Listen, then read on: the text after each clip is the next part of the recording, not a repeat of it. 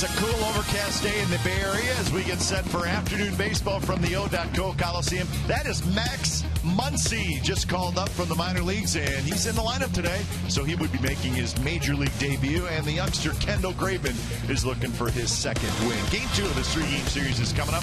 Houston Astros, Oakland A's. You'll see it right here on Comcast Sportsnet, California. Good afternoon, everybody. Welcome to Oakland A's Baseball, along with Eric Chavez. I'm Glenn Kuiper. So you saw Kendall Graveman. He got his first major league win last week. Chavi, what do you like about this young right-hander? Yeah, there's a lot to like. I like the way he attacks the hitters. He's very aggressive with that fastball. He's got a cut fastball. He's got a sinker. He mixes in a curveball. He mixes in a changeup. And he just needs to locate his pitches just a little bit better at times. And the money pitch is that sinker. For the Astros, they'll send the veteran Scott Feldman to the mound. He got knocked around by the A's last week in Houston. Chavi, you faced this guy a lot in your career, and he has not changed a whole lot. Yeah, very, very similar to Graveman. He's got a fastball, a cutter that he relies on. He throws a lot of curveballs, and that was kind of the death of him last time against the A's, as he hung a couple breaking ball pitches and the A's made him pay for it. And that home run right there by Billy Butler was a long one, folks. In fact, we think it left the stadium, so he gave up 3 home runs to the A's in that loss by the Astros. So there's your pitching matchup, and it should be a good afternoon of baseball after what was a long night last night. And the A's trying to even up this series at a game apiece. They'll do that if they can get a win today. We'll have lineups and first pitch from the Coliseum when we come back.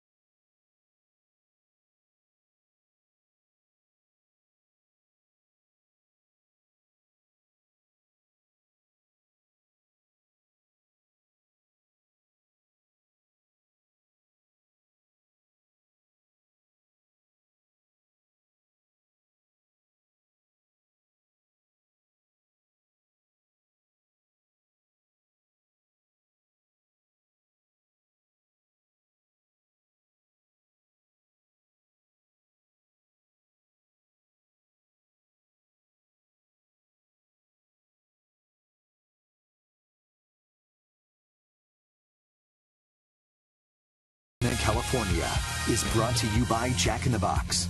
Jack's hottest sandwich is back. Head to Jack in the Box for Jack's Blazing Chicken Sandwich. By Toyota, #1 in MPG, durability, and resale value. Toyota, let's go places.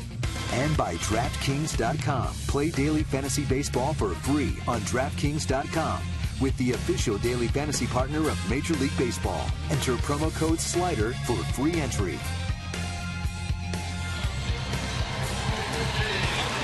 Well, the sun is trying to poke out here this afternoon after a night of rain, and rain this morning as well, but Field is clear, in good shape, and we're set for baseball game 2 of this series. Here's the weather for today. It's presented by the Santa Cruz Beach Boardwalk, admission free. Visit online for park hours at beachboardwalk.com. So still cool, 58 degrees. And again, we may see a little bit of sunshine today, but not a lot. But still a comfortable afternoon here at the Coliseum. Let's look at the lineup today for the Houston Astros. It starts with, as always, Jose Altuve, then Valbuena, Springer, Lowry, Erasmus, Carter, Castro, Gonzalez. That's Marwin Gonzalez, who's going to play first base, and then Grossman's in left. We got Kendall Graveman making his 4th start of the season. Last time out against Anaheim, he only won 3 innings, 75 pitches, and a no decision, and the A's ended up winning that game. We got to get him in the 6th inning. He's yet in any of his appearances to get to the 6th inning, so we'll be looking for him to do that today. So Graveman finishing up his warm-up tosses, and here's the defense behind Kendall for today. A few changes. Ross at left, Folden center, Reddick in right. Max Muncy's going to play third base today. It's a major league debut. Simeon at short, Sogard at second, Davis at first. Vogt is the catcher. There's Max Muncy. He's working on about an hour of sleep, is what we're told. He found out he was coming to the big leagues at about 1:30 this morning, and he managed to get here in time for the day game. From Baylor University, 5th round pick of the A's in 2012. Strong guy, 6 foot, 205 pounder. So he is at third base today, a little tired, a little nervous, but ready to go. He'll sleep well tonight. Yeah, he definitely will. Sometimes that lack of sleep could be better, though. So here's Jose Altuve. First pitch of the afternoon is lined toward left center field for a base hit. So Altuve sees one pitch. He's got a base hit. So the reason that Max Muncy is here, and we're glad for Max Muncy, but unfortunately, bad news for Ben Zobrist. He was placed on the 15-day disabled list. He has a left meniscus tear. That's his left knee. And he is going to have surgery. And they are figuring the A's probably a month, hopefully sooner. Could be a little bit longer than that. But the A's are going to be playing without Ben Zobrist for a while. So Zobrist, left meniscus tear in his knee, and again, he is expected to have surgery. So that's disappointing. But I don't think the schedule is going to stop, so you got to play on. You got to keep going. So that is why Max Muncy is in the big leagues. Some question about Tyler Leydendorf, but he is on the disabled list for Nashville, so he would have been a candidate to get brought back up. He's a little banged up as well. So Muncy here for his ML debut. This was in Kansas City last Sunday, and you see the left knee, it just kind of tweaks a little bit right there when he hits that bag. Yeah, it doesn't look like anything major, but ended up being a pretty big deal. So he sat out for a while, did Zobrist, and then DH'd last night, and he said, listen, let me play a game and see how it feels. Altuve, throw to second, tag, he's out. So Graveman gets Altuve, and that's the first out. Kind of looked like Altuve was trying to time him up there. Graveman picked over. Nice throw by Ike. Good tag by Simeon. Maybe a little bit too aggressive for Altuve. But the theme is these Astros are very aggressive. Yeah, not just at the plate. But to finish up the thought on Zobrist, he said he wanted to play a game just to see how it felt. Right. We could tell early on in last night's game he just was not moving well. Yeah. And he said it bothered him most batting from the right side. Valbuena rips one to right off the base of the wall. Reddick has it. Reddick fires it back in. Valbuena hustling in the second with a double. Thank goodness for that pickoff play. Some of the things with being aggressive is sometimes it can help you, sometimes it can cost you. And right there, Astros could have had second and third, or Altuve might have scored on that ball right there. So, but talking with AJ Hinch this morning, He wants his guys to err on the side of aggressiveness. Why not? And they're definitely doing that. So Valbuena has a double. He's at second with 1 out. Here's Springer. So we wish Zobrist the best of luck. He said hitting right-handed is when it really bothered him. It would have been his left knee, so it would have been that front leg. And he just was not moving very well last night at all. Way inside to Springer. There's that movement I was talking about earlier. He's got really good movement. Just at times he's just got to pinpoint where he wants it to end up, and with all that movement at times it could be very hard. So it's kind of his gift and his curse. The fastball 63% of the time with all that movement. The fastball cutter. And he's got enough movement on both of them where he can get away with just those two. Springer hitting 183, a homer, 5 RBIs. And a couple of big hits last night. Kind of got it going a little bit. I thought you made a good point on Springer. His first 4 at-bats were not great. But then he got the double down the right field line. Yeah. And all of a sudden, you could just good see swing. it. Yeah. And then his next at-bat, Yeah. he was much more calm, and Yeah. he lines a single to left center field. Yeah. Big swing there, 3-2. Now, so 3-1, he airs it out. That's fine, right? That's fine. Let's Definitely. see what he does. Now the count's full. He's feeling a little bit more comfortable. Got the 2 hits last night. Go ahead and let it rip. 3-1. I think he's always going to be a guy who swings hard.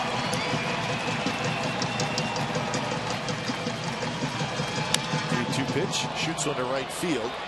Reddick's there. He's got it. And it did look like Springer maybe took a little bit off his swing there.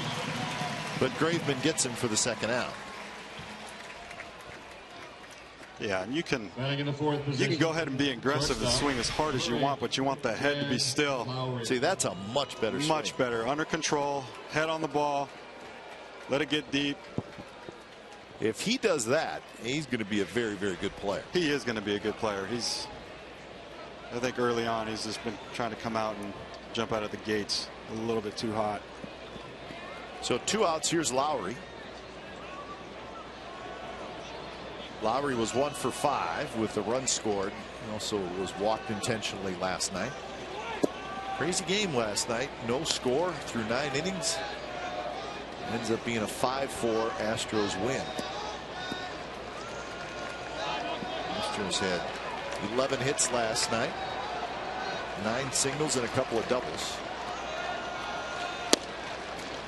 They also received 7 walks. They had a lot of chances. I think, you always look at it from your team's perspective and you say, man, that's a game, the A's easily could have won, and you get a little frustrated. But I thought the Astros had all kinds of chances last night. Yeah, there's a lot of pros and cons for both sides of the ball. Fold on the move. Sam Fold is going to reach out off his glove, and a run's going to score, and Lowry has a double. Boy, Fold ran a long ways, but you're so used to him catching everything, you're surprised when it popped out of his glove. Yeah, this is a ball he definitely wants back. It's a great jump on the ball right away off the crack of the bat. Kind of has it, and just for a second it looks like he takes his eyes off for the ball, and unfortunately for the A's, ends up hitting off of his glove for a double. I think he's going to catch that. Well, he's going to catch that 98% of the time. Absolutely. Exmo brought to you by Cache Creek Casino Resort. So the Astros grab a 1-0 lead as only Rasmus steps in, hitting in the 5th spot. First pitch in for a strike. It's not a good sign. They're kind of putting the barrel to his ball right now, and looks like they're picking it up pretty good out of his hand.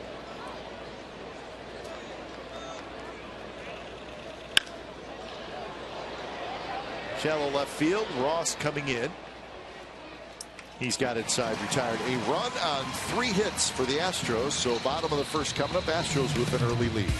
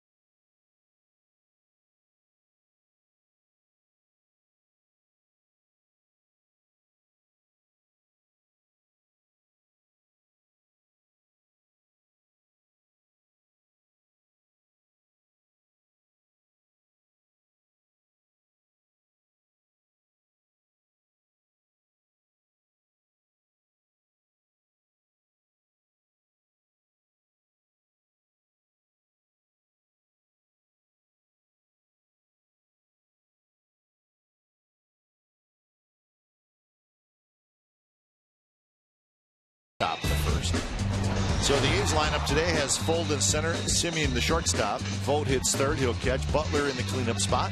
Hank Davis fifth, Reddick sixth, and Max Muncy in his first at bat today as the big leaguer. Cody Ross hits eighth. Eric Sogard hits ninth. And the A's will be facing Scott Feldman going into his 13th season on the year. He's 1-2 with a 5.09. His last time out against Oakland, they kind of banged him around a little bit, hit 3 home runs off of him. But he's really struggled here at the O.com Coliseum, 1-6 for his career. He did get a win in his last outing after being knocked around by the A's. He beat the Angels. 6 innings of pretty good work on Sunday. First pitch to Fulton, not close. It's interesting to be working out of the stretch with nobody on base. I'm not sure if that's what he's been doing. Yeah, I don't know if he's tinkering with something. It's very unusual for a starter to start out in the stretch. 2-0 the count to Fold, hitting .305 with 4 RBIs. That would be first strike. Talking to the Astros folks that cover the team about Feldman, they said a key for him, he likes to throw his cut fastball. He throws it a lot. It's a good pitch for him, but he has to be able to get it in on left-handed hitters. Yeah. So that's something to watch for. We all know the cutter. He's got a little break into left-handed hitters. He needs to use it effectively against what is a lineup that's got quite a few lefties in it. So something to watch for. He also has that big curve.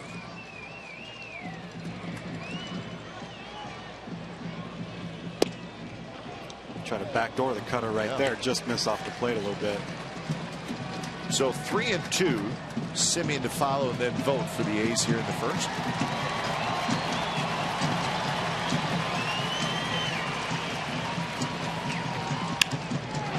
Flip to left field. Playing very shallow is Grossman, and Fold is retired. Let's look at the Astros defense. You saw Grossman out there in left field. He grabs the line drive. Braskus in center, Springer in right, Belmoina, Lowry, Altuve, and Gonzalez around the infield with Bay Area native Jason Castro doing the catching. So Marwin Gonzalez, who had a huge hit last night, a utility guy, plays all over the diamond. He's playing first base today. Jason Castro from nearby Castro Valley.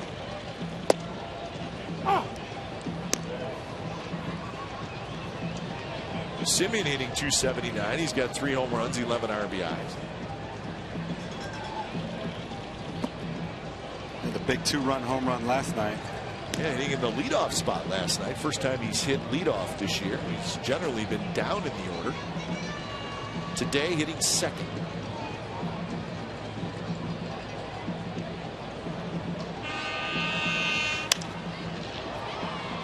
Right side, Springer. And he almost got to it. He goes into a slide right in front of the bullpen, so he'll have plenty of help down there. At least you would hope so. Not a whole lot of offense from the A's last night. Simeon looked like he got a changeup or something kind of diving in over the middle of the plate and put a good swing in it. Nishek can't believe it. And as good as the Astros bullpen has been the whole year, good reason to kind of shake his head a little bit, but he's really swinging the bat really well right now.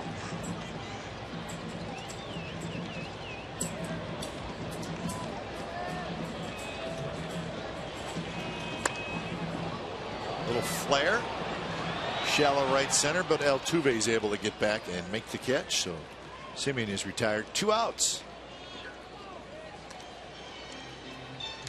Batting in the third position, the catcher. I can tell you, Eric, that Feldman, 2 batters into the game, already looks much better than he did last week when he faced the A's in Houston. He was not sharp at all. Yeah. Well, we're only 2 batters into it, but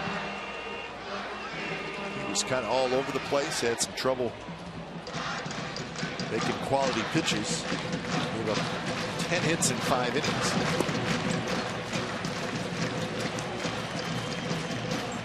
Facing Vogt, hitting .373 with 4 home runs. He's got 10 hits in his last 21 at bats. So now he's in the full windup. Now he's in the windup. So maybe it has to do with if it's a right-handed hitter or a left-handed hitter. Something to keep an eye on with Scott Feldman as he has a 3-up, 3-down first inning.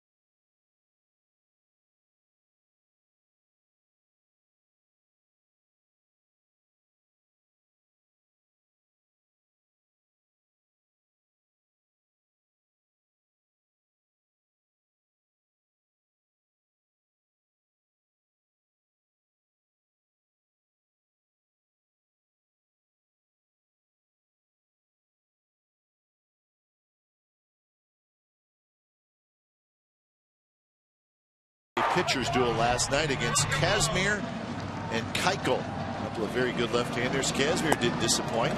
7 strikeouts in 7 innings through 106 pitches. Dallas Keuchel, he went the full 9. Gave up just 2 hits, and he threw 106 pitches, and neither of them got a decision. Keuchel was close to getting a decision. He was 1 out away. Remember the Astros scored a couple of runs in the top of the 10th, and they would have been able to hang on and win it after 10. Keuchel would have got the win. And he's tied it, but they were both dealing, and it was fun to watch. They did not disappoint. 3-0 to Chris Carter. Carter, Castro, and Gonzalez here in the second inning. So you could see on the early going here, he's got a ton of movement, but he's having a hard time locating it, putting it where he wants.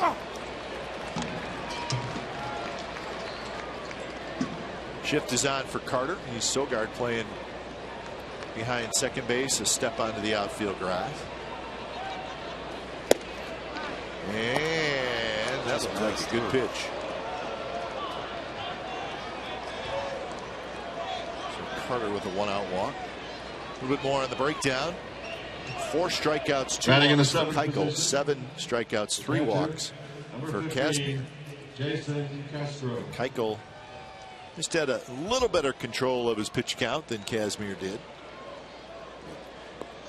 Scott's ERA now through 4 starts is 0.99.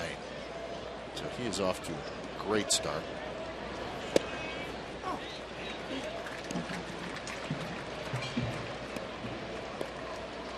Castro got the night off last night. And Conger caught the full 11.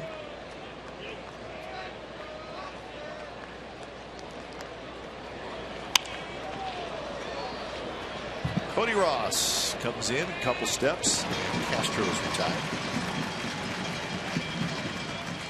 So 1 out here in the second for Marwin Gonzalez. This was one of the big hits in the game. Fastball away. Just kind of stayed on it right there. If you remember, he came and pinch ran earlier in the game, got thrown out at second base, but came up with a big hit right there. Got a little anxious after it, but he did knock in 2. So he gets a start today. Gaddis is sitting out today. Jake Marisnick, the young center fielder, is out as well. He's a little bit banged up from what we understand. And this start was a planned start. I went and talked to AJ Hinch this morning, and he said he's been working on letting these backups know when they're going to play at least a couple days ahead of time. So this was, even though he got the big hit last night, this was a planned start for him regardless. And I would think that players generally like that. I know Yeah. at the end of your career, you were a part-time player, and you probably appreciated knowing when you were going to play. And AJ brought that up this morning too. Sometimes those, yes. I remember the beginning of the career, right? Yeah, being a backup's not the easiest thing to do. So you remember AJ Hinch when he was with the A's? Oh yeah. Played for a couple years with the A's. Yeah. Happy for him. Would you have thought manager material back then? Yes. Yeah. I think at the time too they were actually talking about that. Sharp guy. Very sharp. He's worn a lot of hats in his short career right now. Yes. Good pitch there. 1-2 to Marwin Gonzalez. AJ Hinch actually took over for Bob Melvin in Arizona. Yep. Did not turn out that great. He was in a tough position. He was, yeah. Line drive right center field. That's a base hit. Chris Carter will stop at second base. So 2 on, 1 out. There's a little more on AJ Hinch. Of course, terrific player at Stanford. 3rd round pick of the A's in '96. Career numbers. He managed the Diamondbacks in 2009 and 2010. He took over in May of 2009 and was fired in July of 2010, so he was not around very long. He replaced Bob Melvin. When he got that job, he had 3 days to think about it. And he was young too. He was like 34 years old, something like that. So you would think if an organization's thinking about making that move, especially with somebody who's never managed, it would have given him a little bit more preparation time. Yeah, that seems a little unfair. But he learned a lot from it, you know. Yes, since then, Hinch was with the San Diego Padres for 4 years in the front office, and now back in the field as the manager. Sometimes you can be taking over a team that's been down, but you may be taking them over just at the right time. Could that be the case with the Astros? Timing is everything. I mean, they got a terrific minor league system. They're starting to play a little bit better.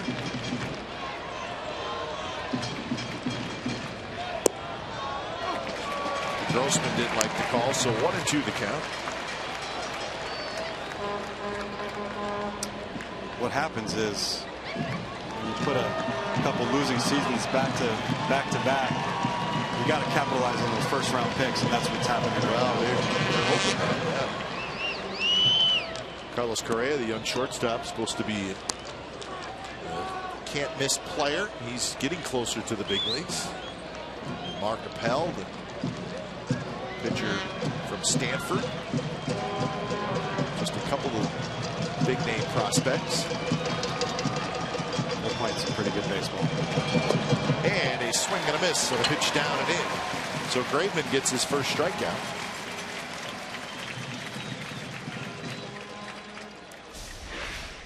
Looks like Kendall is trying to set up a way. Kind of ran back inside. I don't know if that was a cut fastball or a slider. But nonetheless, gets the strikeout. Nice pick by Vogt behind the plate. So here's Altuve. Altuve on the first pitch he saw of the ball game lined the single to left center field. Yeah, I think we need to mix into a ball first pitch here to Altuve.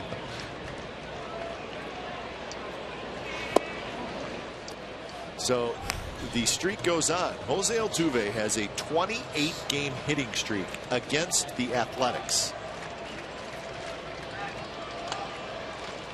David Segui also 28. And that one's belted in the air to left field. Ross is looking up, and Altuve has done it again. A 3-run homer, and the Astros lead 4-0. Well, talking about that location. That one actually up in the strike zone a little bit. And when you got a sinker ball pitcher, not necessarily the location that you want. Both set up away. Ran right down the middle of the plate. Big league hitters, you can't get away with that pitch. Especially as hot as Altuve is. So second home run of the year for Altuve, and it all started with the walk to Chris Carter. So 4-0 here in the top of the second inning. Sogard reaches down, scoops it up, side retired. Jose Altuve 3-run homer, bottom of the second coming up. It's the Astros 4 and the A's nothing.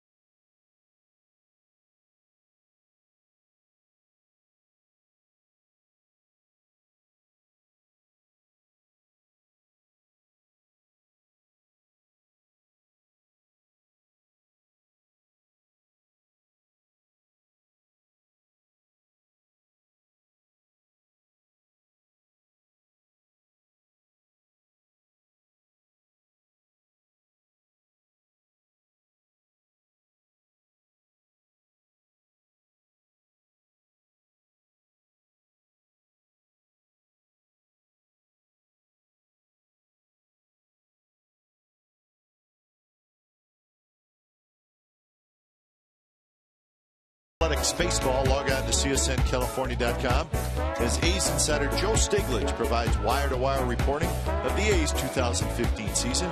It's breaking news, video, and special features, and much, much more. It's only on CSN California. Now batting, Billy Butler. Jose Altuve, a couple hits already, including a 3-run homer. Becoming an A's killer. He's arrived. Yes, he is. He's officially here. Turned into one of the better players in the American League.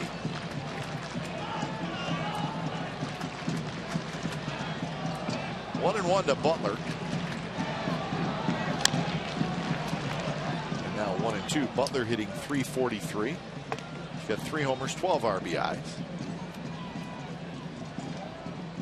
Well, it's early enough in the game. The A's hitters try to go up there, give good quality at bats, try not to give any at bats away, and kind of chip away at this lead. There's still plenty of time, and as we saw last night, a lot of fight in these A's.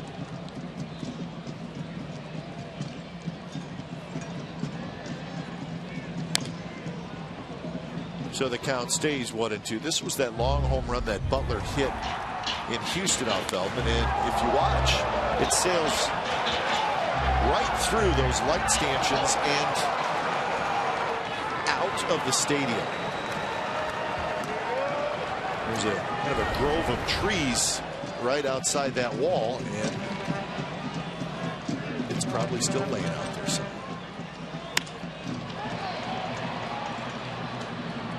Rasmus in and over, and he's got it. So 4 in a row retired by Scott Feldman, making his 19th career start versus the Athletics. Not great numbers 17. He was with the Texas Rangers. So you said, you're talking about him before the game, that you faced him quite a bit. Yeah. I mean, what do you remember about facing him, and do you see anything different now? Yeah, you know, he used to throw a little bit harder. I remember his fastball being a little bit more crisp and more break into that cutter, and use that sinker a little bit more. But as you get older, he's going into his 13th season, so he's been around for a while. You've only got so many bullets in that gun, and he's having to learn how to pitch with not as much velocity. Mike Davis toward first. Gonzalez to Feldman, and Feldman just caught the bag. 2 outs. Batting in the 6th position, right fielder, number 22, Josh. So that'll bring up Reddick. Reddick. Interesting matchup. Feldman versus Reddick. Reddick overall hitting .325 with a homer and 7 RBIs, but against Feldman, he's got 6 hits in his career, and 3 of them are home runs.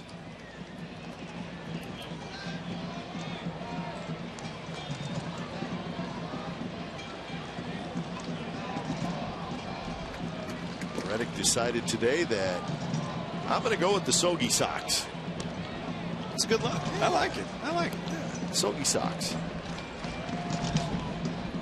You know, when you have success like Reddick's had against Feldman, basically all it's telling you is he's seeing the ball really, really good off of him. You can see his takes right there. He's real calm, collected. He knows he's had some good success against them.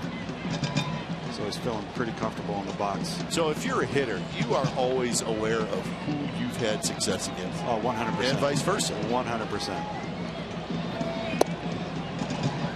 And trust me, the pitcher knows too. You know, he's had pretty good control. Now he faces a 3-0 count against JJ, or Josh, I'm sorry.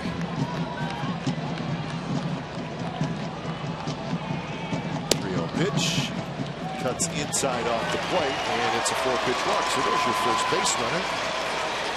And we get our first big league at bat of Max Muncy. Batting in the 7th position, third baseman, number 50, Max Muncy.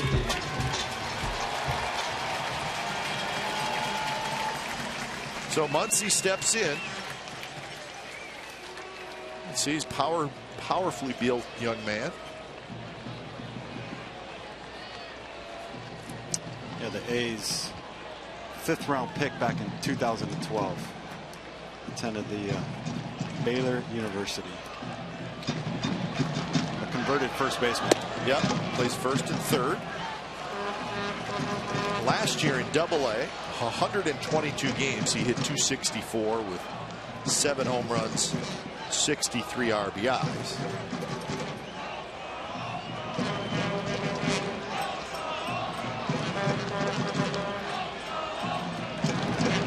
He's 6 foot, 205 pounds. Quite frankly, that's what the media guide says, but he looks bigger than that. He does look pretty big. He looks patient too, and I can almost guarantee you somewhere along the way in the minors he's shown some good patience, and more likely that's why he's up here. Takes that one in for a strike. Here's your breakdown. 2013 he split between Stockton and Midland, and then 2014 he was in Double-A Midland the whole year. Yeah, look at all those on-base percentages, all in the 380 range. So he's made the normal progression through the minor league system. Most home runs he hit was in Stockton in 2013. He hit 21 home runs in 93 games. So he's got some power. Yep. It told me a lot right there when he took that 2-0 pitch right down the middle. First at bat. I don't know. I think if that was me, I would have came unglued. But a very patient hitter looks like, and knows his zone. Rasmus, who comes in and over, he's got it side retired. So Muncy flies out in his first big league at bat, and we're moving to the third. Astros 4, Athletics nothing.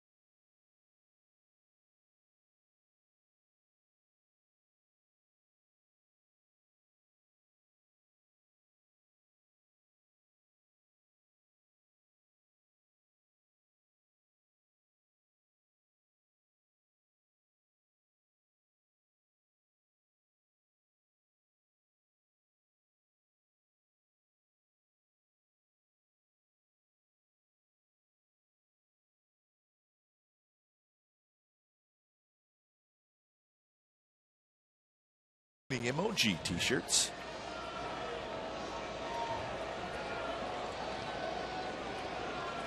Sun has come out just a little bit, warming things up some. Springer, first pitch swinging, foul territory. Ike Davis coming over, he's not going to get it. One hops up into the stands.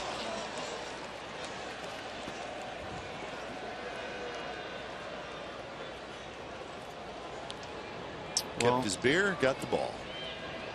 It looks like the Astros are still staying aggressive, but selectively aggressive today, not swinging at the balls. That one flipped to right. Reddick coming in. Reddick dives, and Reddick makes the catch.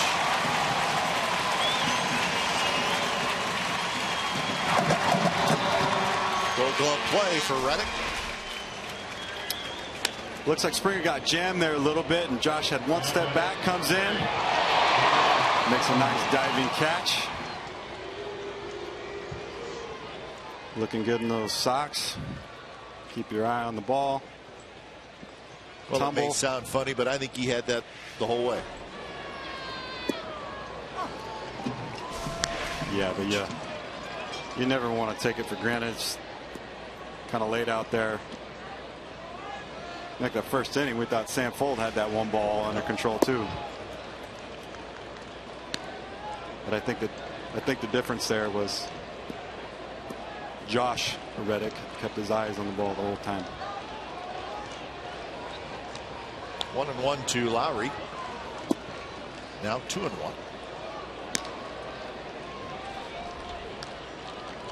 Lowry hit that ball that Fold could not quite bring in the first inning, and it knocked in a run.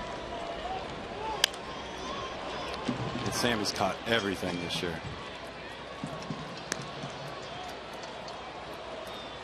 And you know what? He's probably thinking about it.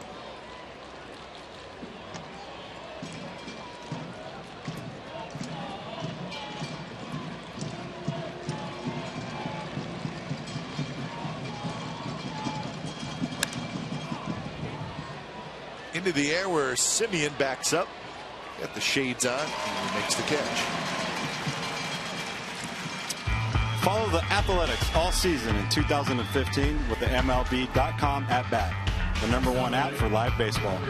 At-bat is up to the moment at any moment with in-game highlights, live look-ins, replay reviews, radio broadcasts, StatCast, and more. Get MLB.com at-bat for your smartphone or your tablet. Big heads are getting ready. Actually, they won't be down for a couple innings. They're hanging out way on the upper level.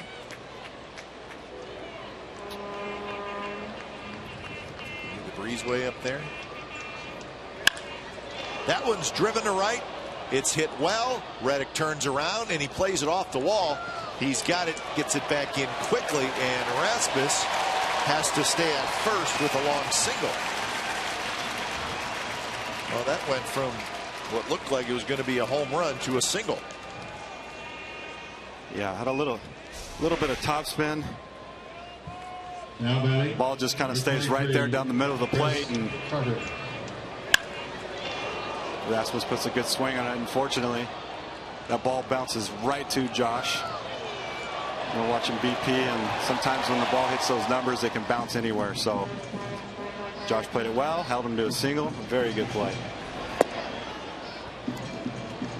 Chris Carter led off the second inning with a walk, and that was the start. 3-run inning. He scored on Altuve's home run.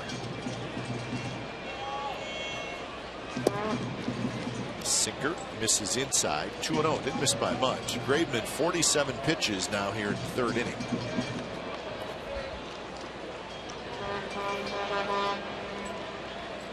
Looks like they're getting Bassett up there in the early going here.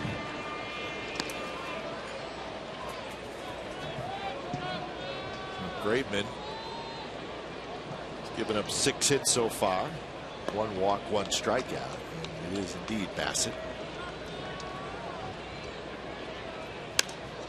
And Carter got a pitch to hit and hits it high in the air, foul territory. And Ike Davis struggling a little bit, but grabs inside, retired. Hitting a runner left. Bottom of the third coming up. It'll be Ross, Sogard, and Fold. It's 4-0 Astros.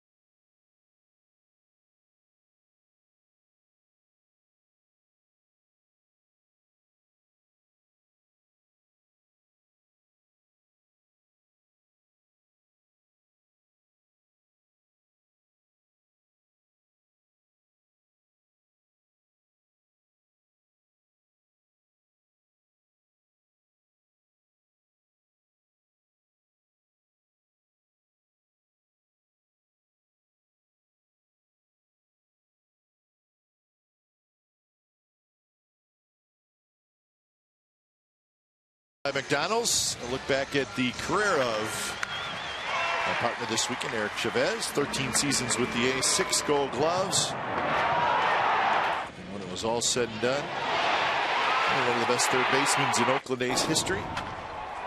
230 career home runs. Not too bad. Yeah, what do you? I mean, when you think back, and I know most players they don't think about the numbers. They think about their teammates and how much fun they had and how much you miss them. Is that the way it is for you as well? Definitely miss the teammates, yes. But definitely looking forward to the next stage of my life here. So. And that's good, because it seems like sometimes guys quit playing and they struggle with not playing for 4 or 5 years. I'm sure you know maybe teammates or guys that you played with that struggle when they get out of the game for a while and have trouble moving on to the next phase. Yeah, definitely. I know for a lot of guys they want to take some time off, but you know, I got some advice to talk to a few people and said you got to stay busy. Sure. You know, because you sit at home, you start thinking about it, and I can still play, and which I can still play. You can. But for me, it was an easy decision because I really battled the injuries for the last 4 or 5 years of my career, and it was a battle.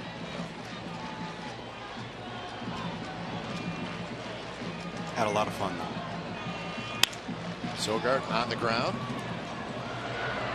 And that's 2 outs.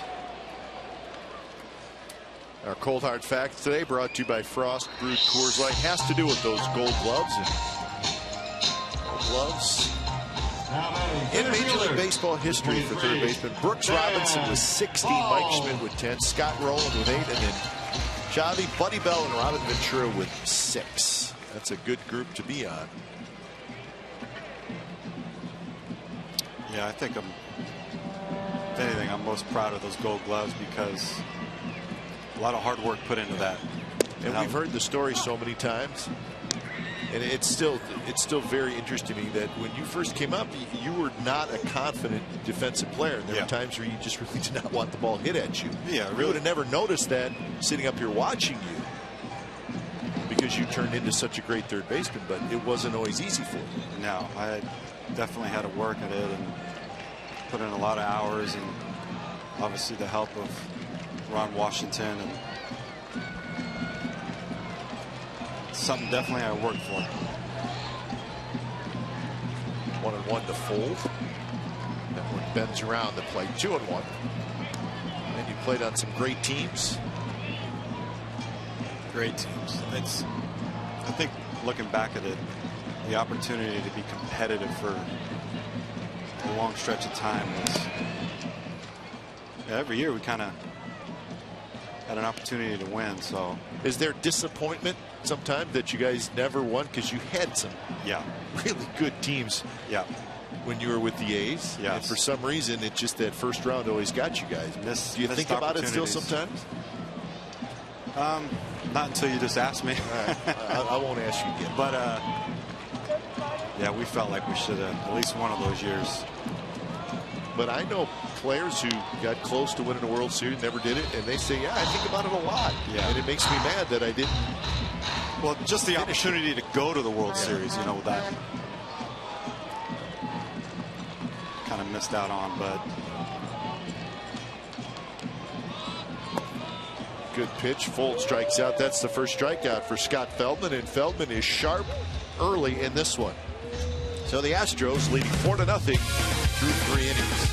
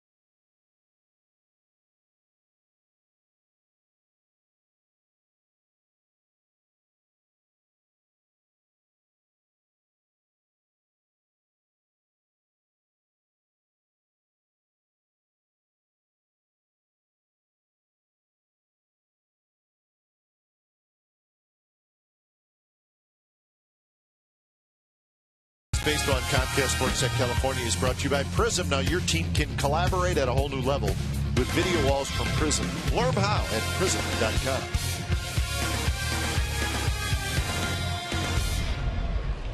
Top of the 4th inning. Maybe the sun is out. The umbrella for shade. Last night you would have needed the umbrella to get out of the rain. It's kind of misting last 2 or 3 innings here last night, but then right as I got to my car, it started to rain hard, and it rained hard pretty much the whole way home. Just raining throughout the evening. Hit right at Cody Ross, so Castro hit it hard, but he's retired for the 2nd time. So 1 out here in the 4th inning. I'm going to bring up Marwin Gonzalez.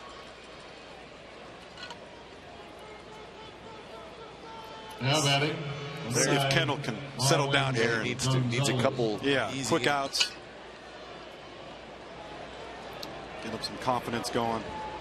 But we were talking about your career and your thoughts about post-career work, and I know we visited with you briefly with Mark Ellis as well.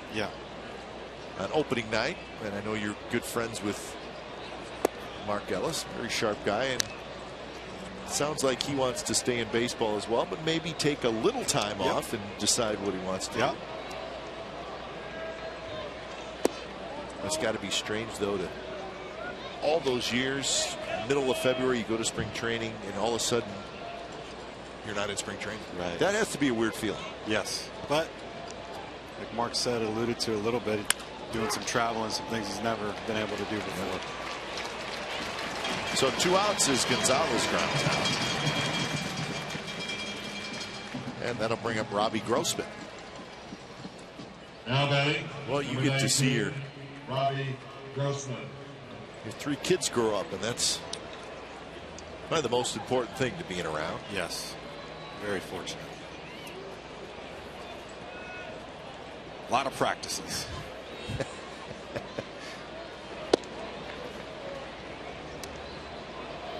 I know I have a 10-year-old, and I like just to go watch him practice. And yeah, it's kind of. And they're like, well, what do you? It's just practice. I said, listen, I miss some of his games. I hate missing his games. Yeah. Even if it's an hour practice, I want to watch. Yes.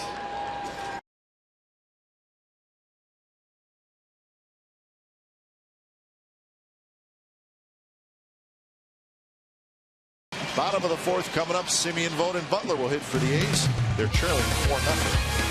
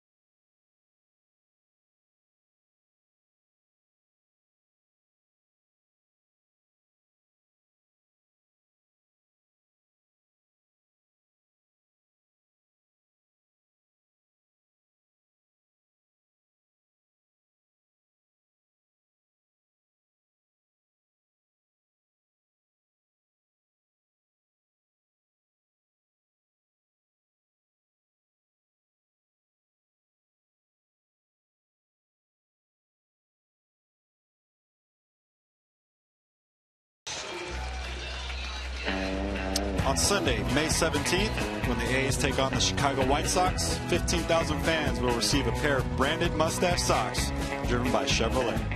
Get your tickets now by calling 877-493-BALL or visiting athletics.com/tickets. So, I mean, we got Argyle socks last homestand. Now we got mustache socks next homestand.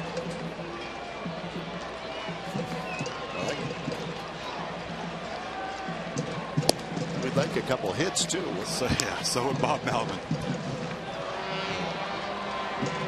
24 cutters today. 11 sinkers.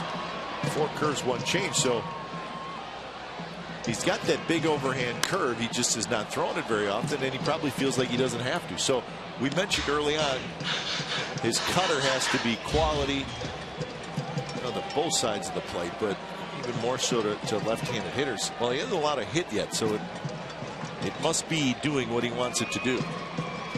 He's throwing it a lot as well. Yeah. Locating. He's got 1 walk, 1 strikeout, and 42 pitches so far.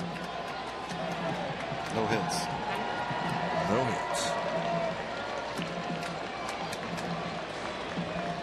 4th start for Feldman. He lost to the Indians, and then, as we told you, lost to the A's. And then his last start, he beat the Angels.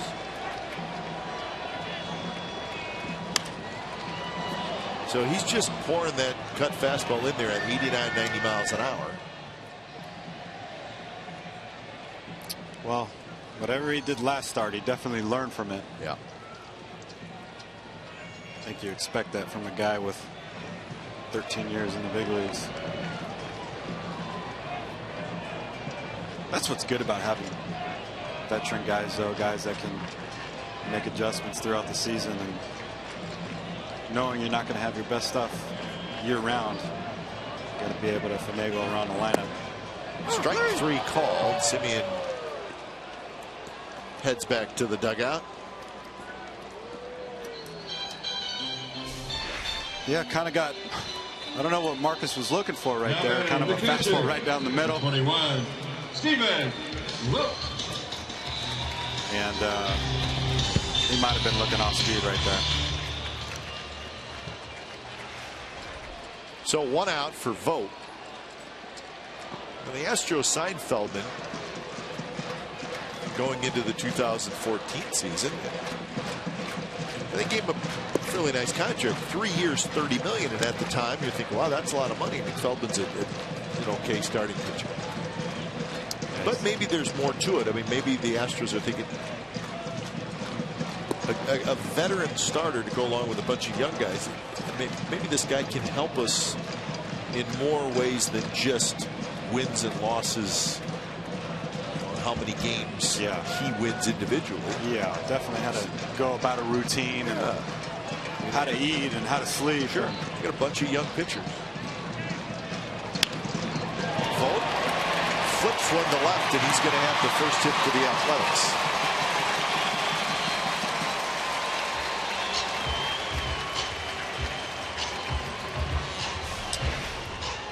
Catcher sets up inside.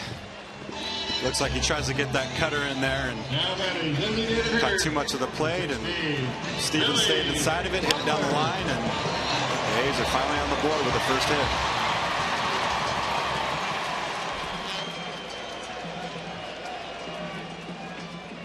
So here's Butler.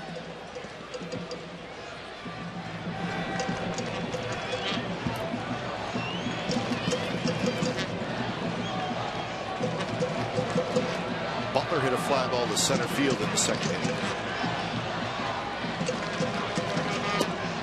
Eric, you were a young player at one time, maybe looking for some veteran leadership, and you were a veteran player giving that. How important is it to have veteran guys on the field in the clubhouse to just kind of help situations, get young guys through it? I mean, we talk a lot about it, but it's very is important. it a legitimate thing? Very, very important. That was one of the best things that Billy Beane did while we were here, and we're all young, kind of coming up at the same time, but we had veterans, John Jaha, Ron Gant, David Justice, guys with pretty good track records that when things got a little hairy, you can kind of point in their direction and kind of have been there, done that type of deal. So it's important to add a guy like Feldman. The Astros saw the value in that. You got Keuchel, McHugh, and Feldman gives you innings. He keeps you in the ball game, and so there's more to it than just what's his one-loss record, what's his ERA. Absolutely.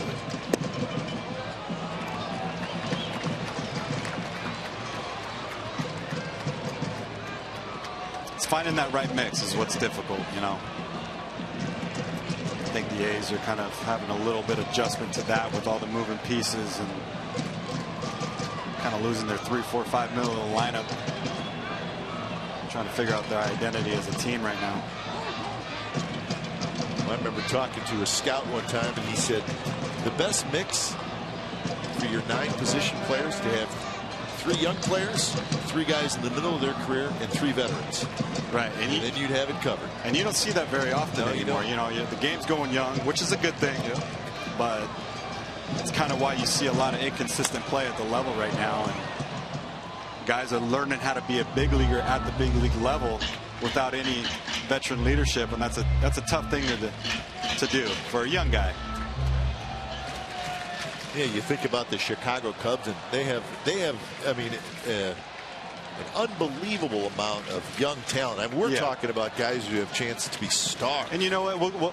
We'll allude back to the Ventura with Kansas City. Sure. If James Shields is there in that clubhouse, that stuff does not happen. Good call. In the hole, Lowry backends. He's going to go to first, and he makes a nice play to get Butler. So Lowry, he did the right thing. He knew he was not going to have a chance at Vogt at second, so he said, I got a shot at Butler at first. So that's a nice play. Yeah, Billy looked like he got jammed a little bit, and Lowry, knowing he has time, made the play, strong throw, knowing he wasn't going to get voted second. Lowry is just very consistent with the plays that he should be making, and not known for his range, but ranging to his right, making a strong throw. So the A's need a hit for Mike Davis to get on the board here in the bottom of the 4th inning. Vote at second. Shift is on for Davis, who grounded out his first at bat.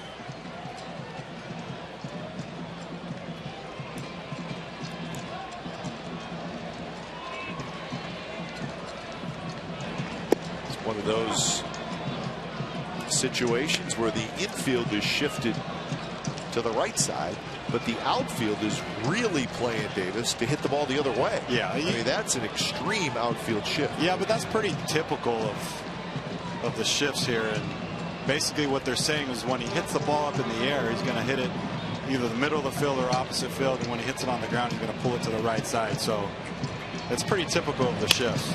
This one bounced up the middle, backhanded. Lowry's throw to first, and they got him. Another nice play by Jed Lowry. So pretty good defensive inning for Lowry, and the A's do not score. 5th inning coming up. It's the Astros 4 and the Athletics nothing.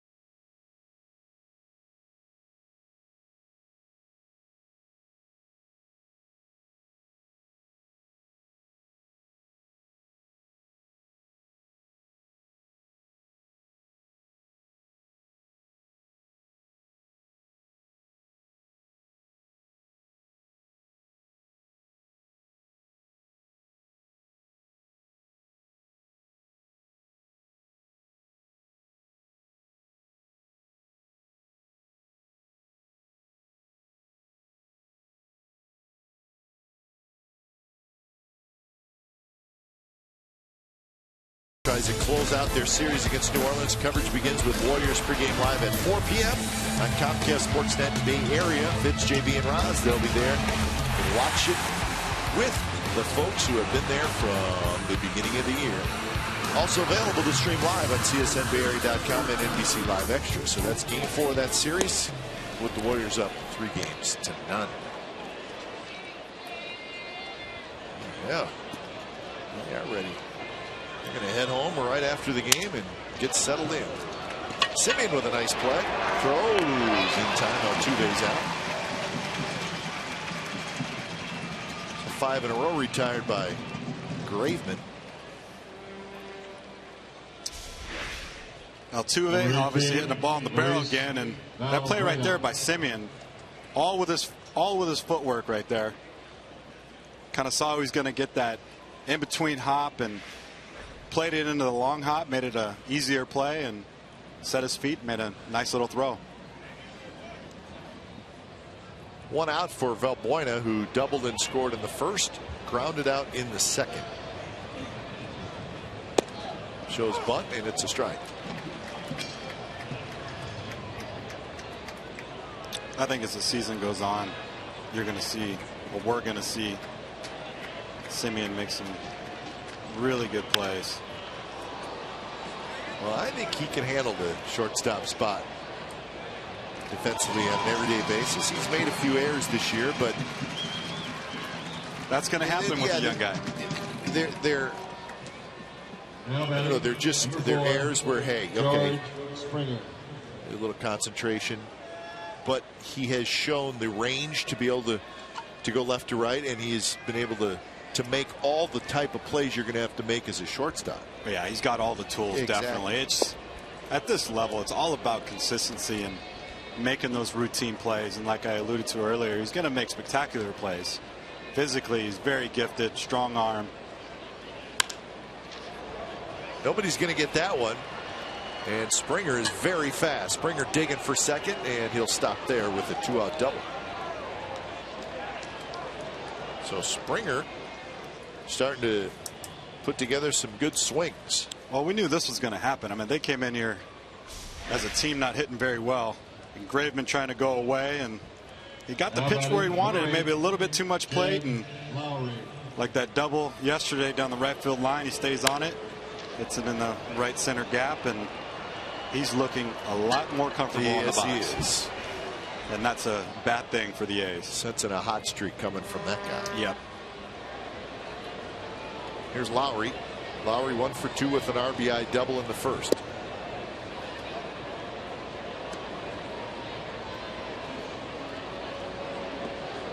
Yeah, but with Semien,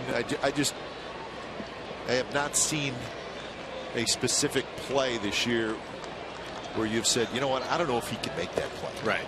He has the ability to go in the hole, go behind second, charge. His arm is strong enough. Yeah, you got to remember too, is I know his last couple of years he was at second, he was a little bit at third, sure, played some shortstop, so he's going to settle into this role here pretty quick. Lowry hooks and foul, and I wouldn't be surprised too this year, first year as a regular shortstop, when it's all said and done, his air total, it may be high. It is. It's going to definitely be in the double digits. You know, and okay, but I think that, okay, you can look at that, but I just think he's got the ability to do this on an everyday basis. Yeah, and you got to know when you look down at the stat sheet, when you look down at errors, the shortstop's always going to have the most errors on the team. They're involved in the most plays. They got the most range. But as long as you see him progressing in a positive direction forward, getting more comfortable as the season goes along. There's another hit for Lowry, and that's going to knock in a run. Springer hustles around third. He will score. So Jed Lowry is 2 for 3 with 2 RBI hits, and it's now 5-0. And we're going to get action again in the A's bullpen. Yeah, well, earlier in the broadcast, we're talking about the movement, and straight. Today, his stuff just looks very flat. Yeah, at times he's got a lot of run and into the right-hand hitters, but trying to go into the lefties right there, and the ball just kind of ran over the middle of the plate, a little flat. Doesn't look like he's got much on it. And this is why sometimes those spring training stats, you can throw them out the window, because I believe he didn't give up a run all of spring training. He gave up 1. He gave up 1. Okay. He had a 0.36 ERA in spring training. 1 run in 25 1/3 innings. And yeah. So the first pitch strikes have not been there. So this is a perfect example of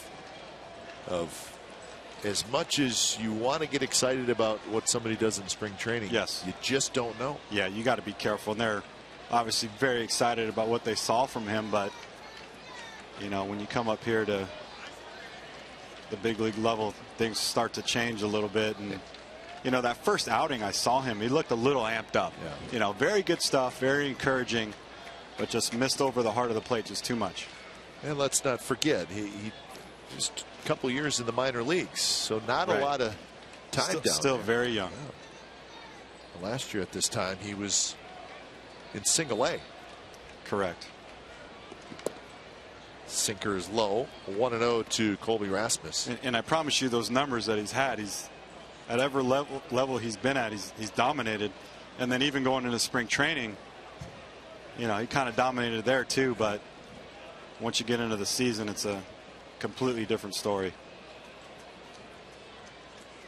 But don't you have to worry, though, at the big league level? You have to worry about a young guy's confidence. Yeah, definitely. Definitely. You definitely want to get him going in the right direction for sure. And he's got the tools. He's got really good stuff. He just needs to put it together, and maybe a little bit more grooming wouldn't hurt, but he's got very good stuff. 8 hits allowed so far with 2 outs here in the 5th inning. We got Bassett down there in the bullpen again. I was walking in with him this morning, and he was saying, because he's been starting, he's had no idea as a reliever what to do, how to get loose. I believe that. There's another hit right center field. Lowry rounds the bag at second. He's going to make it to third easily. And 3 consecutive 2-out hits, and Bob Melvin has seen enough.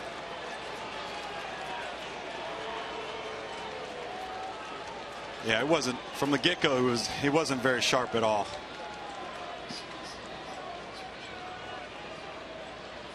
Balls were running right over the middle of the plate, and so when it's time for change, think Speedy Oil Change and Tune Up. Your oil change, tune up, and smog experts. Bassett coming in. Graveman done for the afternoon. Your attention, please. Ladies and gentlemen, coming into pit.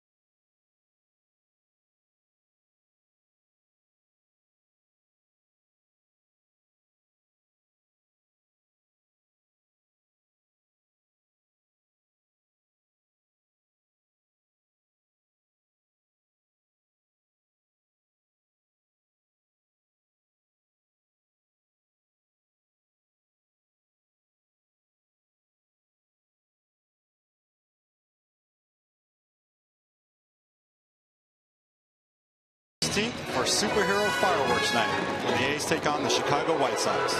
Fans will dress up as their favorite superheroes, and music from iconic shows and movies will accompany the show. Fans can watch from the outfield grass, but as always, on-field capacity is limited. Get your tickets at theathletics.com/fireworks. So 4 2/3 innings today for Kendall Graveman. Number 23. He's up 9 hits and 5 runs so far. And the Astros have a 5-0 lead. So Chris Bassett comes in. His numbers in AAA. 16 innings pitched. You have to figure out the bullpen. Trying to score as Lowry throws the plate. Not quite in time. Lowry scores. It's 6-0. So the first pitch Bassett throws goes past Stephen Vogt. Yeah, kind of just runs at him right there, and that could be a product of him. Like I was talking about earlier, he's a starter coming in out of a full windup, and this is probably one of his few, kind of a close play at home play right there. One of his few times he's come in the middle of an inning.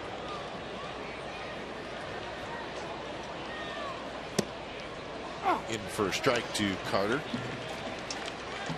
So a couple of runs here in the 5th inning, and the Astros continue to extend their lead. It all happened with 2 outs. That's the frustrating part. Graveman could not get that 3rd out. Eric, is when he got to 2 outs in the 5th inning and nobody on. He had retired 6 in a row, so he was settling in. Yeah. And then the Springer double. Yeah, but you could just tell he didn't have his best stuff today. It was a little flat. And that curve hits Carter in the backside, and Carter will take first base.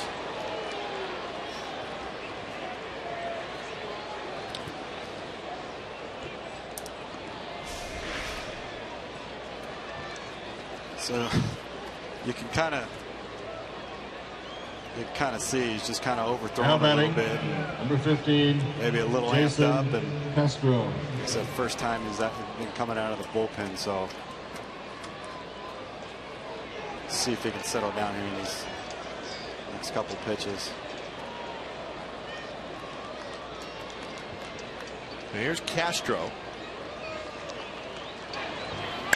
Castro goes after the first pitch, hits it high in the air to right field. Get right center field, excuse me, as Fuld gets back there. Side retired, 2 runs on 3 hits for the Astros. Bottom of the 5th coming up. Houston now leads 6-0.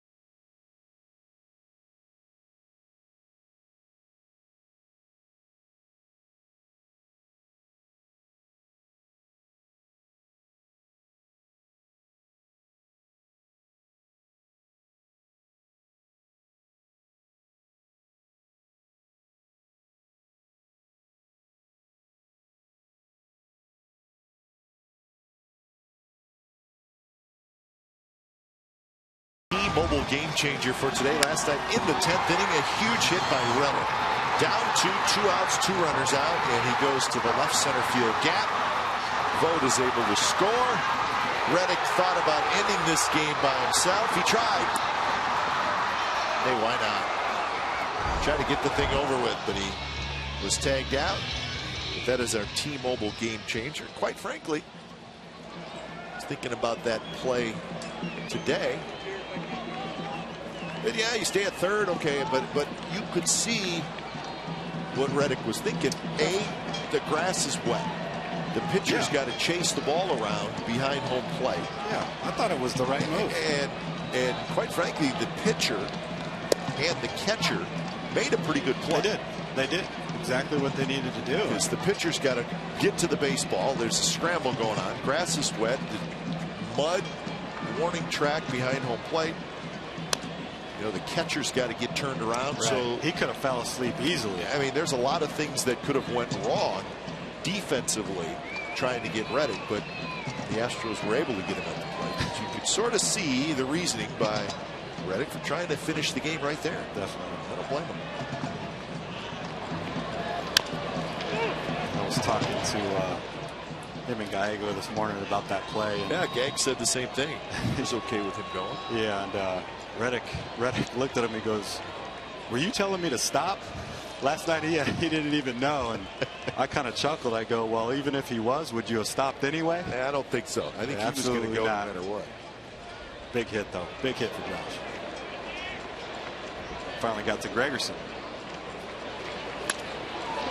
This one's lined in right for a hit. So that's the second hit for the A's.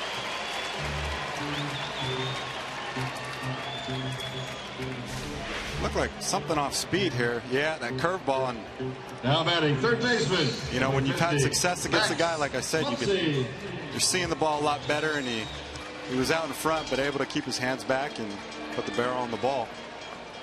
Continues his success against Feldman.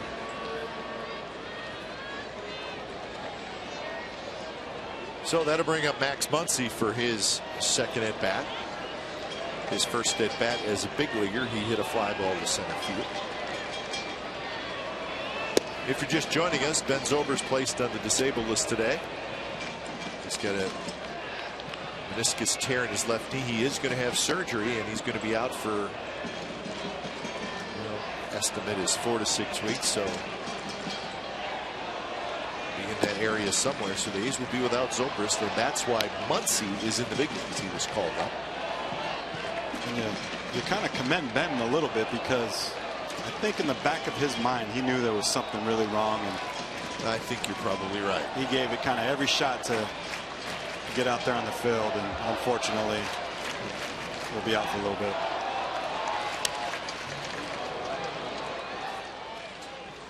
Muncy also giving Brett Lawrie a break. Lawrie banged up a little bit, and this did not help last night. Yeah, all that foul territory, and like I pointed out last night, he never took his eye off the ball.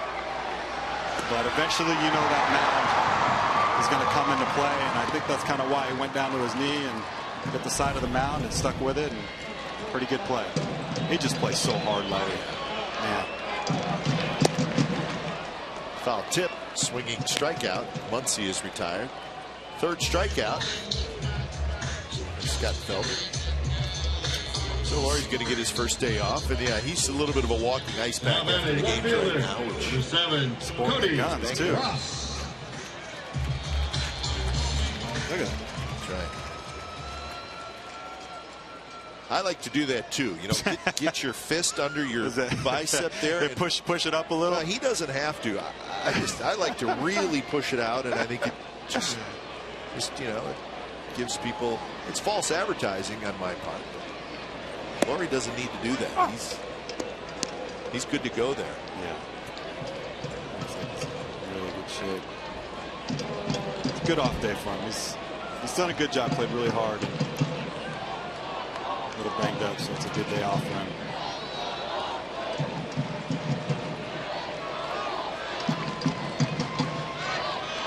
A 1-1 to Ross.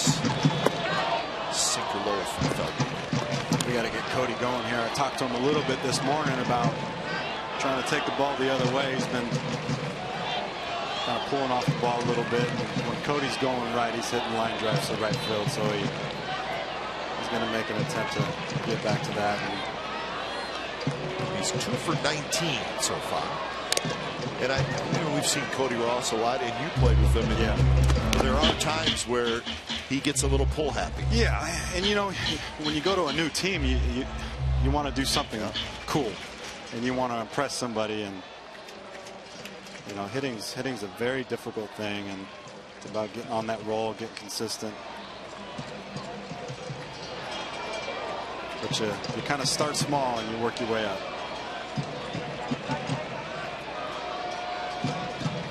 He's off that one. Ball rolls away from Castro, and Reddick read it well, and he gets to second. Good secondary lead. Yep. He played it right, and he took off. Saw the catcher go down to his knees, and we saw that play last night where Fagley fielded that ball. He went down to his knees, he fielded it through the runner out, and this one got away, and Josh with the good secondary sees him go down and takes the base. Is their first runner in scoring position? Second. Yeah, they got vote to second last inning. Well, let's see if Cody goes to right field here.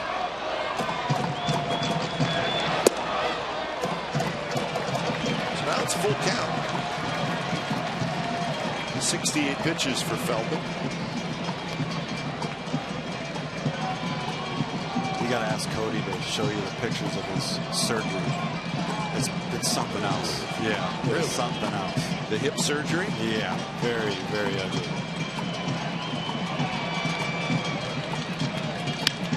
So maybe even more serious than people realize. Very, very serious, yes. It's that back hip, I don't know. I know it has to affect his power a little bit, and I know he's lost a step running. He's always been a good outfielder, gets really good jumps and knows the hitters, but as serious as an injury as that was, he's it's gonna be a tough road to get back to the type of player that he wants to be.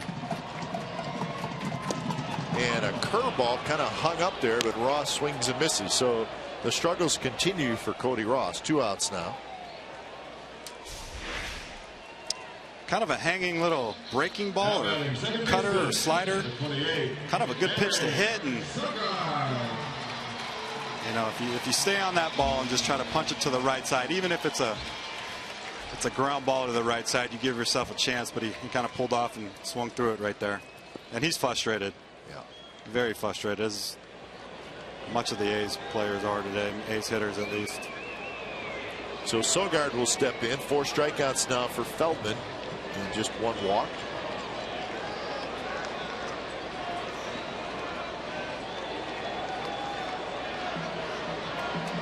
Sogard grounded to short in the 3rd inning.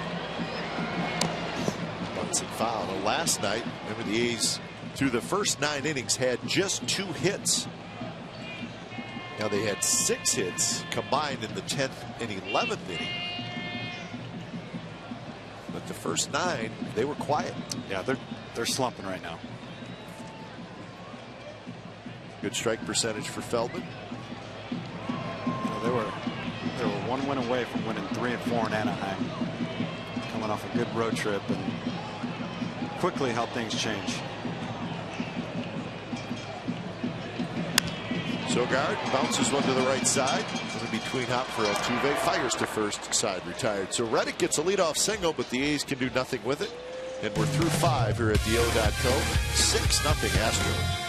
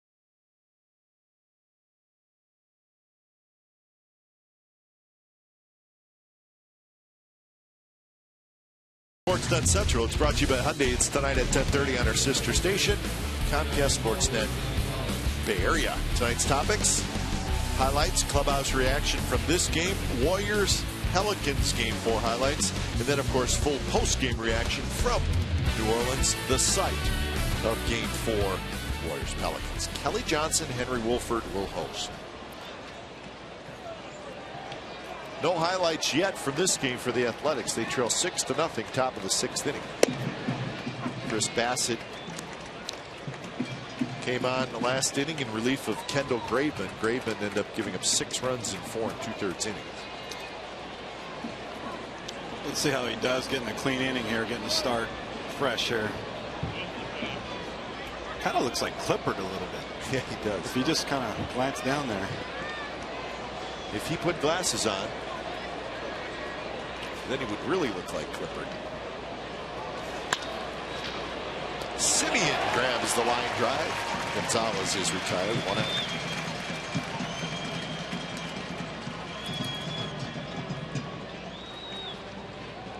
Bassett from Toledo, Ohio. Number 19, stayed fairly close to home, went to the University of Akron. Akron, south of Cleveland.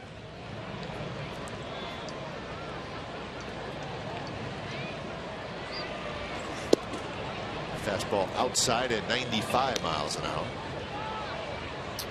You know, he's got a little bit of deception, like Clippard kind of throws that glove way up in the sky, and as a hitter that could be a little distracting. Vogt's working hard back there. Always working hard. I love that guy. I texted my brother the other night when he got that single in Anaheim and said he's quickly becoming my favorite player. Yep. Plus he's it. Yeah, he's got a full windup, very tall, lanky, big leg kick, kind of throws his glove out there and uses a little bit of deception. So 3-1 now to Grossman with Altuve to hit next.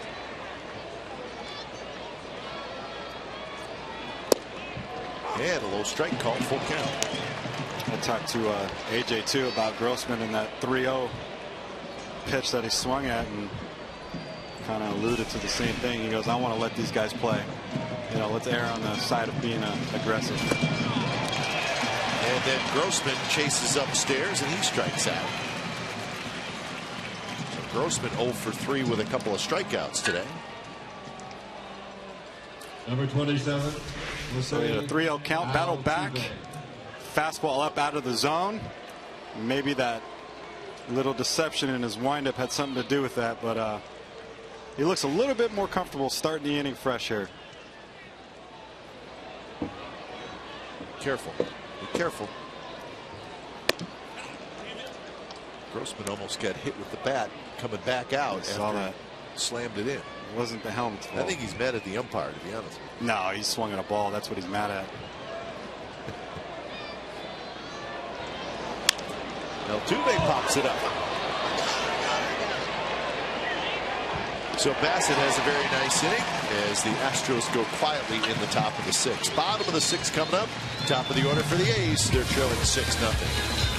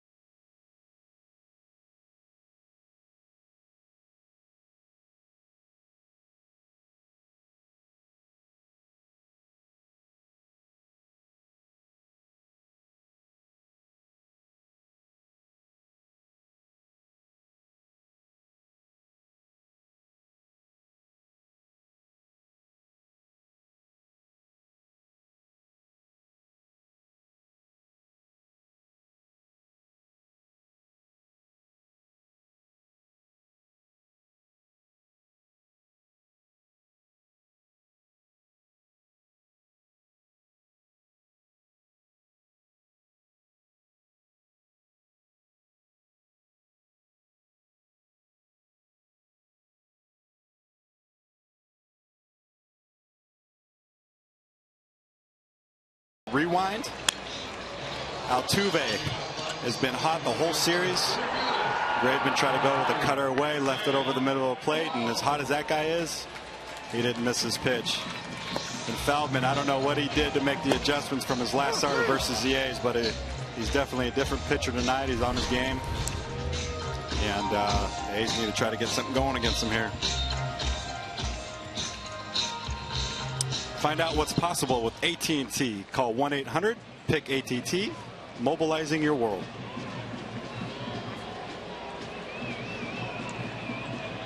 So top of the order for the A's.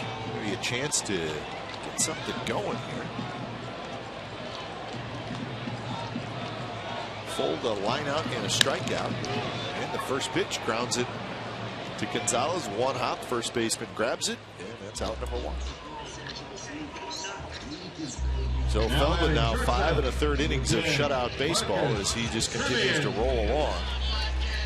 Now remember, Scott Feldman grew up here. He grew up in Burlingame. Went to high school there. Went to college of San Mateo. And there's a time when he just did not pitch well. When yeah, you know, you kind of see that a lot with guys that go back home. You know who else did that here? Sabathia. Yeah. I mean, we would light him up every time he came back into town, and there's something to be said. Huh. Maybe leaving all those tickets kind of plays on your mind a little bit. But he's looked sharp today. Yeah, this is, and you know, Liz, he's pitched a lot against the A's, and the numbers say the A's have had a lot of success against him, and he's had some good games against them as well. But this may be definitely is one of his better performances against the Athletics, as he is just rolling along. So Simeon is 0 for 3, and now Vogt steps in with 2 outs.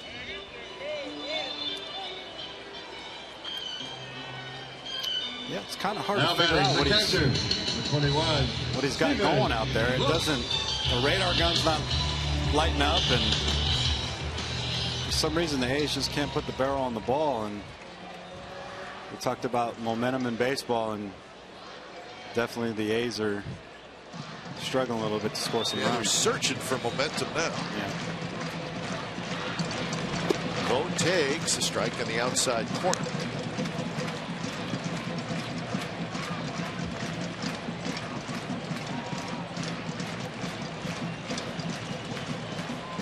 Vogt had a base hit in the 4th inning, and there's that big curveball, and he has not used it a lot today. Still a good pitch for him.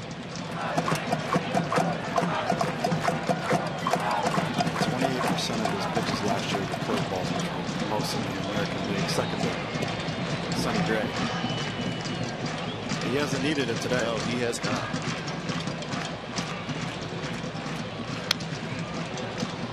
Fastball at 91 miles an hour.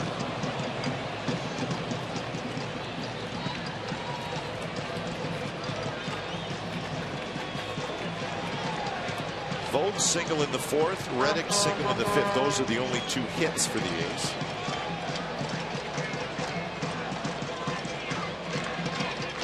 So pitch number 80 coming up for Feldman.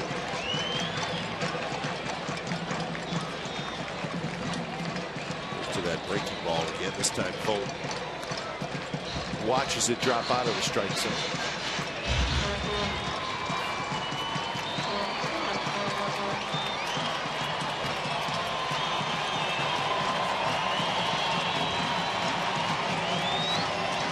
Shift is out for Vogt.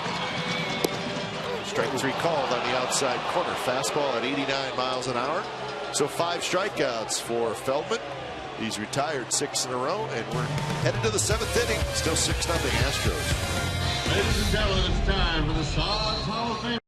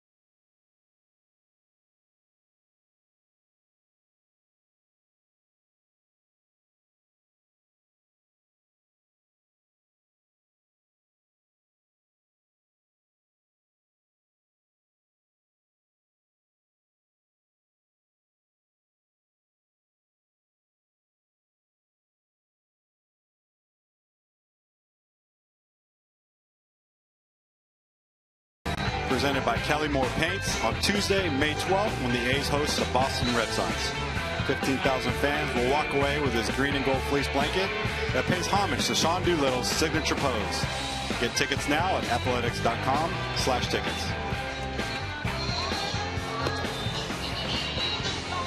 So that'll be the next homestand for the Athletics. So we'll head out on another road trip next week. For Houston. Of course, the Angels will be in town Tuesday, Wednesday, Thursday, and then off to Texas, Minnesota, and Seattle. So a couple of long road trips in the early going for the Athletics. Have they given a timetable for Doolittle? No, not really. Well, he is starting to throw. Flat ground. He has not climbed to the pitcher's mound just yet, but at least he's throwing. That's a good start.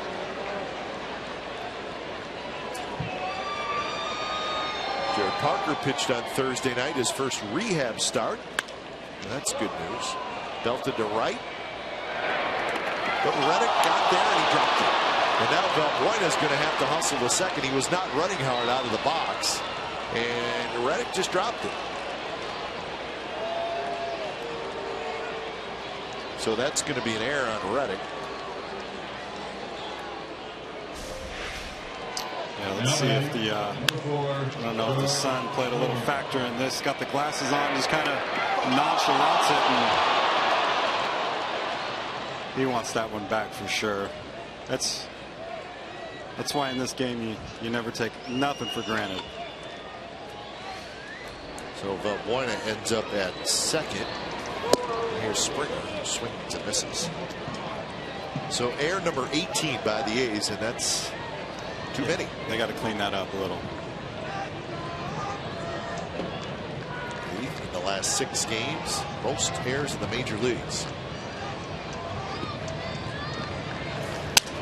Broken back. Nice play by Bassett. Flips to first, and Bassett, by making the play himself, he kept Valbuena at second base.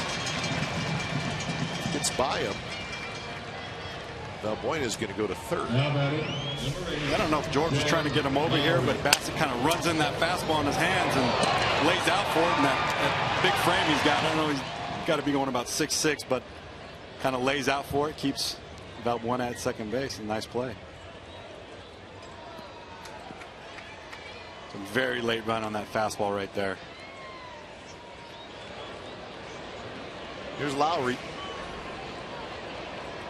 Lowry in the cleanup spot. And he's done just that today. He's 2 for 3 with a single, a double, 2 RBIs, and a run scored.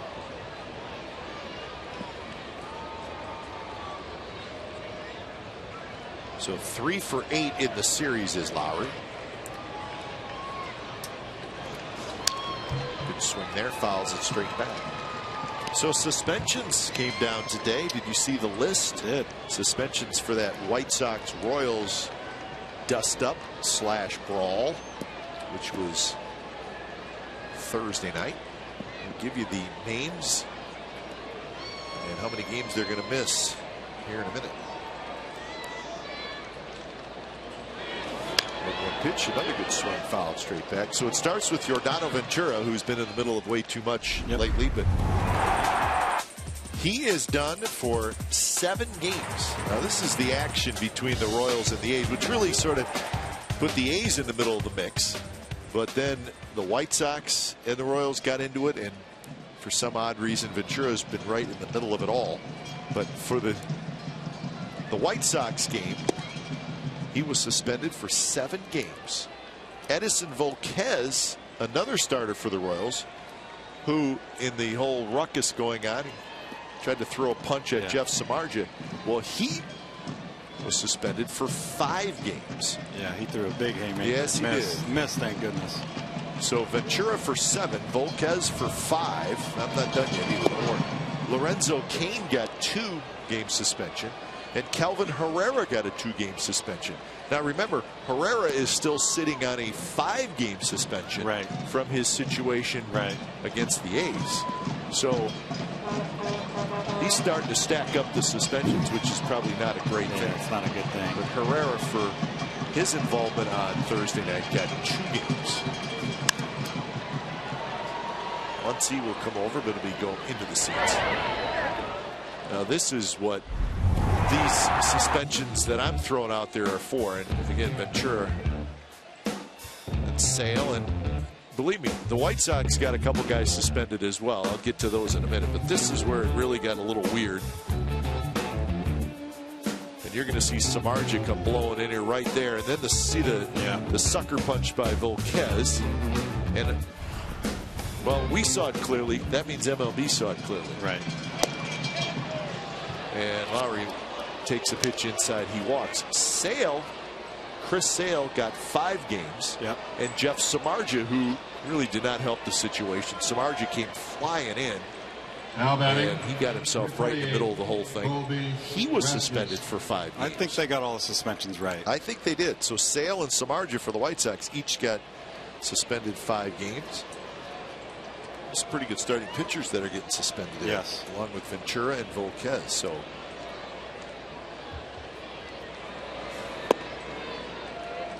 it's funny, the Royals are having such a nice start, 12-4. Right, they're playing great baseball. Let's just get back to that. Yeah, exactly. But everybody's talking about. And Ventura seems to be in the middle of all of it. He does. Yeah, they're a very good team, but they have got a little out of hand so far. That's where we're talking about earlier, the veteran leadership. Yeah. And Shields off to San Diego. I think Kansas City's definitely going to miss him, and if he was around, I think things would have been a little bit different. And I always thought it must be hard, and you may have been in a situation like this at some point. And you can't tell me that the Royals players are not looking at Ventura going, what are you doing? They're done with him now. But the first can't few come out and say times, that. Yeah. I mean, he's your teammate. You got to stick up for him. Yeah.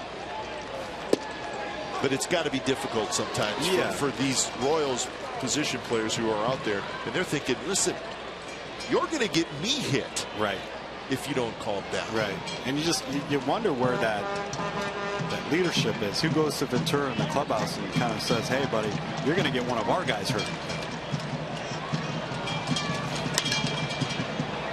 High in the air, Simeon out, Ross in. Not an easy play, and it's going to be Ross who missed it. And the ball drops, and everybody's going to be safe. So ugliness has arrived here in the top of the 7th inning for the A's. So it looked like Ross was fighting that one a little bit. He fought the sun on this one, and through experience, I know that sun in day games is about as tough as Sun Park there is in the big leagues. And Cody getting acclimated to ODOT Coliseum here a little bit, and I've taken at least one pop-up off the face because of that sun. So well, you can see it shining right into his sunglasses, and he had him down. And we talked about Cody earlier, how good defensive player he is, and Chris Carter. But you're right, though, when things start going wrong, they start really going bad. Well, you do not see 2 missed fly balls in the same inning. No, and what is it about the day games with the A's here? Up the middle, Sogard dives, can't get it. 1 run scores. Everybody moves up, and Chris Carter with an RBI single to make it 7-0. So Carter goes after the first pitch and gets the base hit. Fastball down, and Chris has been struggling a little bit, and short swing, head down on the ball. Ooh, really close to passing right there. Thank goodness he was able to duck below that. It's funny watching Carter hit. He is this massive man, right? Yeah. 6'5", 250 pounds. But he has such a short swing, and it looks like he swings a little bat. No, it's a big bat. He's got a big bat. Looks small. Yeah, he makes it look small. Thank goodness. He does have a kind of a short, quick swing. Yeah. Castro, Davis has it. He'll fire to second, get the out there. And that's the only out the A's will get. Run comes in to score. That's Lowry. So it's now 8-0.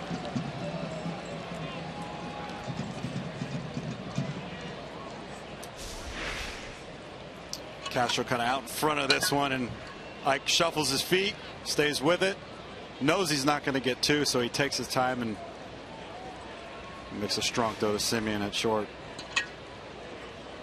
So give Castro his third RBI of the year. The runners are now at first and third with 2 outs. And Marwin Gonzalez will hit. Gonzalez a single and a run scored in the second inning. He's also grounded out and lined out to short. So he's 1 for 3. Astros have come alive with their bats. They got 10 hits now, taking advantage of some mistakes today by the Athletics. Here's a strike, 1-1 the count. Astros coming into today after 16 games, very small sample size. Third fewest runs scored in the American League, but as we said last night, the pitching's been very good this year. Yeah, and he had a shot there of Josh and Cody with their sunglasses, and I think what a lot of people don't understand is even though you have those sunglasses in and the ball goes into the sun, there's nothing you can do about it. And the sunglasses are just there for the glare. Gonzalez fouls one. A little bit to our left.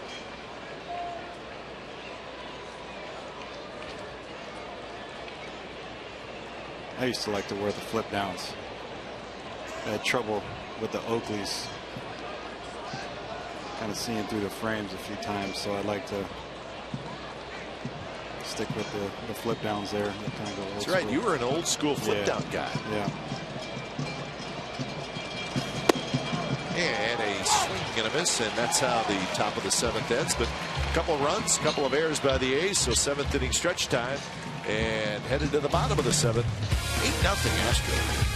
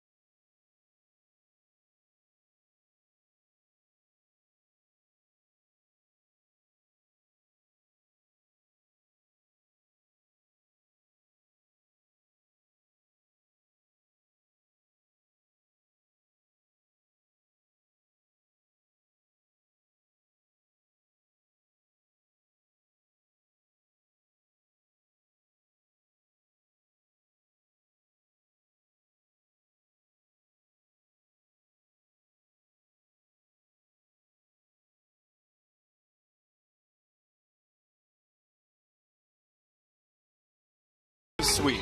This luxurious suite is located above the first base bag and includes an extensive high-end food and beverage package featuring chicken, kebabs, caprese sandwiches, sausages, sliders, salads, desserts, soda, water, beer, wine, and more.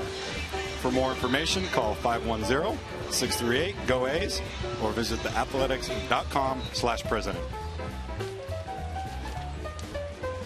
Bottom of the 7th here at the O.co with, I guess unfortunately for the A's, the sun now shining brightly, and it is hurt the outfielders a little bit. And it's turned out to be a nice afternoon for baseball. Nothing going right for the A's as they trail 8-0. Scott Feldman has carved him up pretty good. He's got 5 strikeouts. He's walked 1, but the A's only have 2 hits. Feldman rolling along.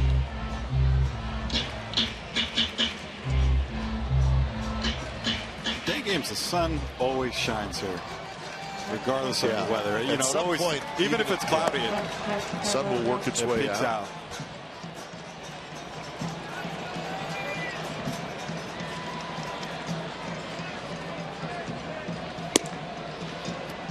One and two to Butler, who has hit a fly ball to center field and grounded to short. There's a different style of glasses. That's not going to help there. Altuve's like, got it. Led the league in hits last year. I don't need sunglasses. Billy Butler takes a fastball right there, strike three call. He can do whatever he wants right now. Right. He's got it all working. Now batting first baseman. So one away for Ike Davis. Ike Davis. Only one final in the American League today. It was the Tigers 4 and the Indians 1. Trevor Bauer, who's off to a good start for the Indians, was supposed to start that game, but he was sick. So TJ House started and he took the loss. Fredo Simon is 4-0, one of the Tigers offseason pickups. Big strong right-hander, and he's off to a great start. So Detroit beats Cleveland at 4-1. That ends the Tigers' 4-game losing streak. So Detroit now 12-6. The Indians are 6-10 after that loss.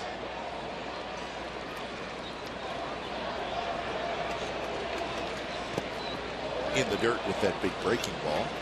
Remember last night's Royals-White Sox game was tied 2-2 in the 9th inning, and then it started to rain, so they postponed the game, and they said, well, let's start it up tomorrow, and we'll try to finish that game before the start of the regularly scheduled game today. The problem is it was bad weather again in Chicago. Oh, so no kidding. Today's game got canceled.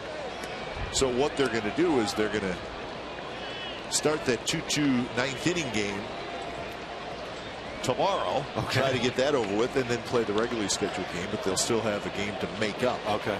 So, not great weather in the Midwest. And nationally, game got rained out in Cincinnati. Cubs and the Reds. Summer is just not quite ready to come full time. That's the way it is this time of year. 2-2 to Ike Davis. Check swing. Did not go. Full count. Lay it off. Tough curveball right there. Down. Wanted to offer. Kind of pulled back at the last second.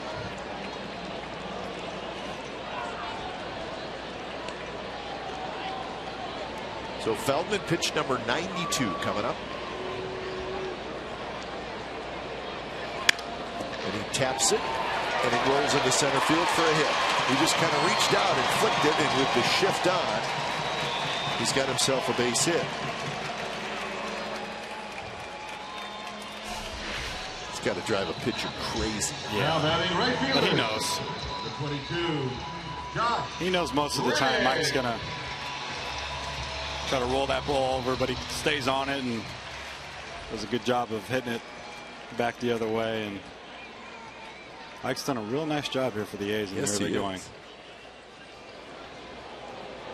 You know, we commented too about Ike Davis, and he's always had lots of power. Yep. He's never hit for a real high average. Yeah. But the power is there. And he was a guy who struck out a fair amount. He has not struck out a lot this year. Yeah. And that's, I'm not saying it's a surprise. I'm saying maybe he's made some adjustments. But he came in hitting .353. Did Davis, and just looking at his numbers, Davis now has 54 at bats, and he's only struck out 8 times. That's not a lot. Yeah. And he's a guy who, playing every day, when he was with the Mets, he was 140, 150 strikeout. Yes, and a lot of that had to do with his where he starts his hands. He kind of starts them real low, and then kind of picks them up as the pitch is coming, and he's just done a real good job of putting the barrel on the ball and staying within himself and not trying to do too much with the pitch, and so you see that kind of load, and just stays on that Feldman pitch and hits it the other way for a base knock.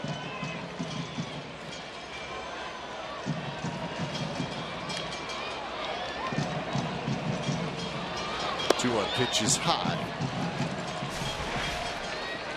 So you got that real low load with his hands, kind of brings him back up. Or you could just tell right now he's not concerned with driving anything and doing too much with the baseball. He's taking what the pitcher's giving him, what the defense is giving him, and he's finding the holes right now, and it's been working for him. 3-1 to Reddick is outside. It's a walk. So Reddick's been on base all 3 times today. And that'll bring up Max Muncy. I think it's an action down there with Feldman closing in on 100 pitches. Muncy. So you could tell Feldman right there knows the history between him and Josh. And Josh has definitely had the better of him. And he's, even though with an 8-run lead, he still decided to be a little careful with him and not challenge him. So the lefty Thatcher, side armor, quickly getting loose. Here's Max Muncy.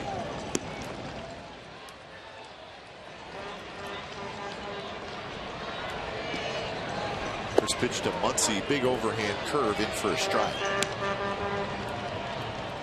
Mets are leading the Yankees 7-2 in the top of the 8th inning at Yankee Stadium. Matt Harvey and CC Sabathia, the starting pitchers there. Sabathia getting knocked around. Harvey good again. Sabathia gave up 7 earned runs in 5 innings. He's got an ERA at almost 6 in the early going. Yeah, the velocity is just way down.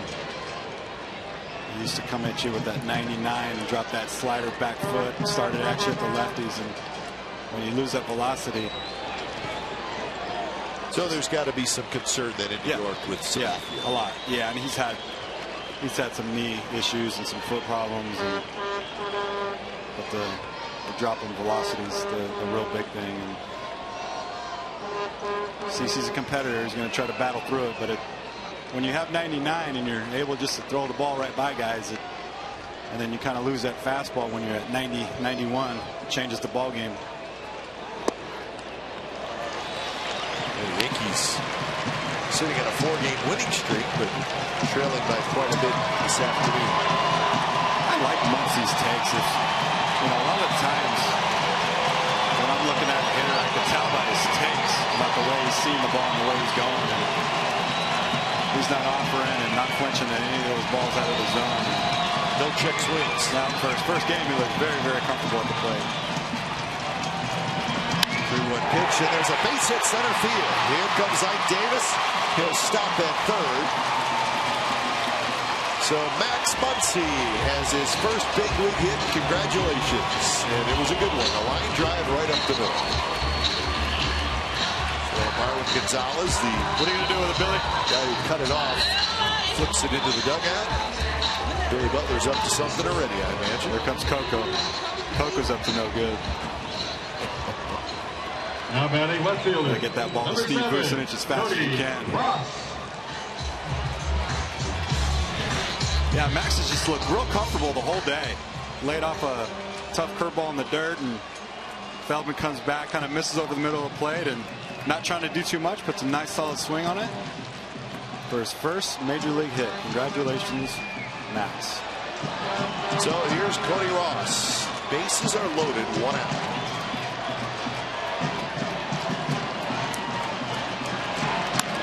Pitch is hit hard to third, backhanded nicely, but 1 out at second, and Altuve is flipped at second base. The run comes in to score. So Muncy went in hard. Just a clean, hard slide, trying to break up a double play. Absolutely. Trying to keep the inning going, so it becomes a big play. Great job.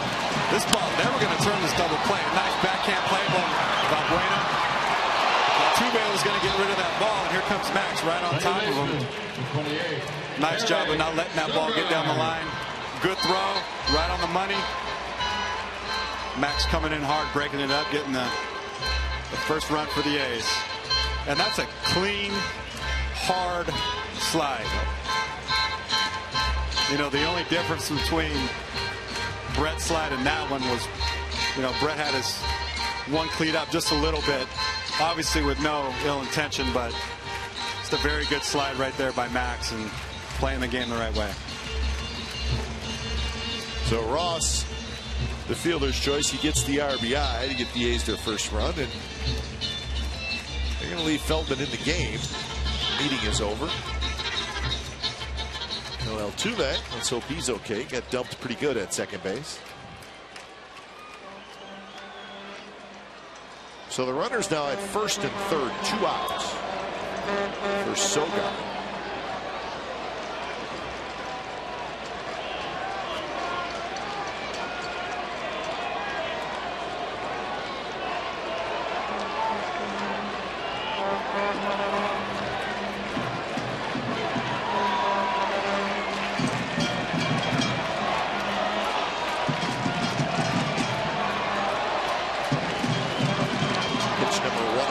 Coming up in the dirt.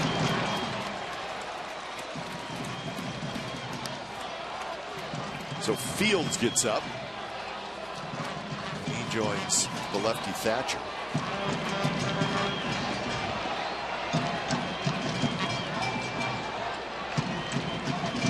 Feldman just trying to get through this inning. Is that one in there for a strike? Yeah, 87 miles an hour. This should be his last hitter. I'm pretty sure when AJ went out there, he told him, finish this off. You've done a great job. Go ahead and try to finish this inning for you. Give it all you got to this hitter right here.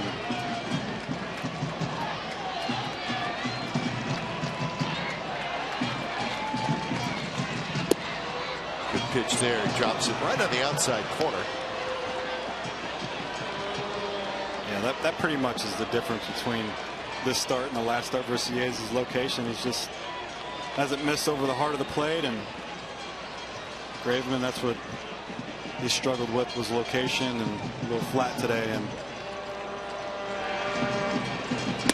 that would spin Sogard out of the way to even the count at 2-2.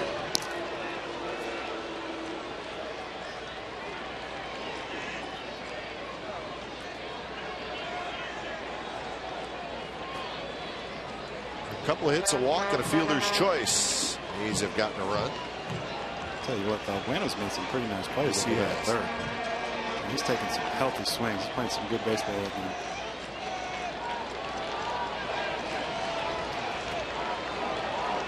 Well, Sogard steps out.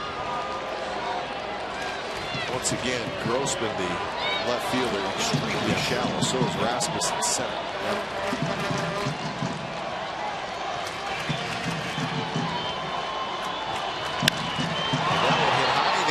Center. Springer a long run, and nobody's going to get it.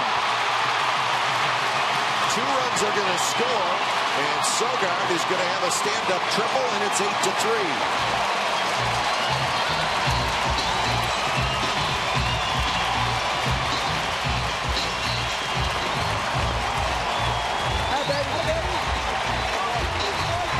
So Reddick and Ross both come in to score.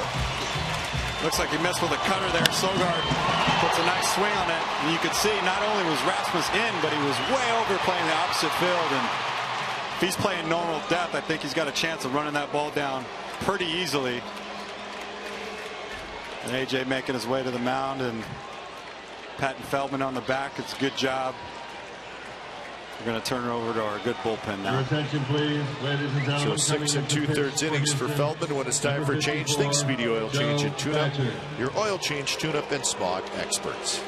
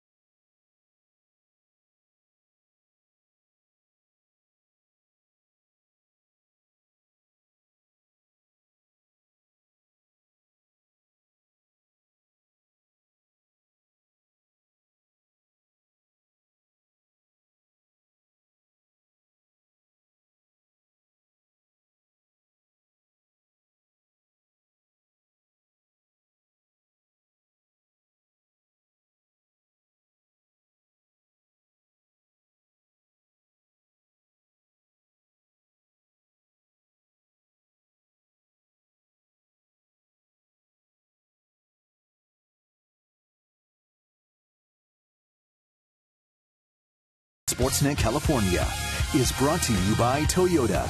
Let's go places. And by Xfinity, home of the most live sports.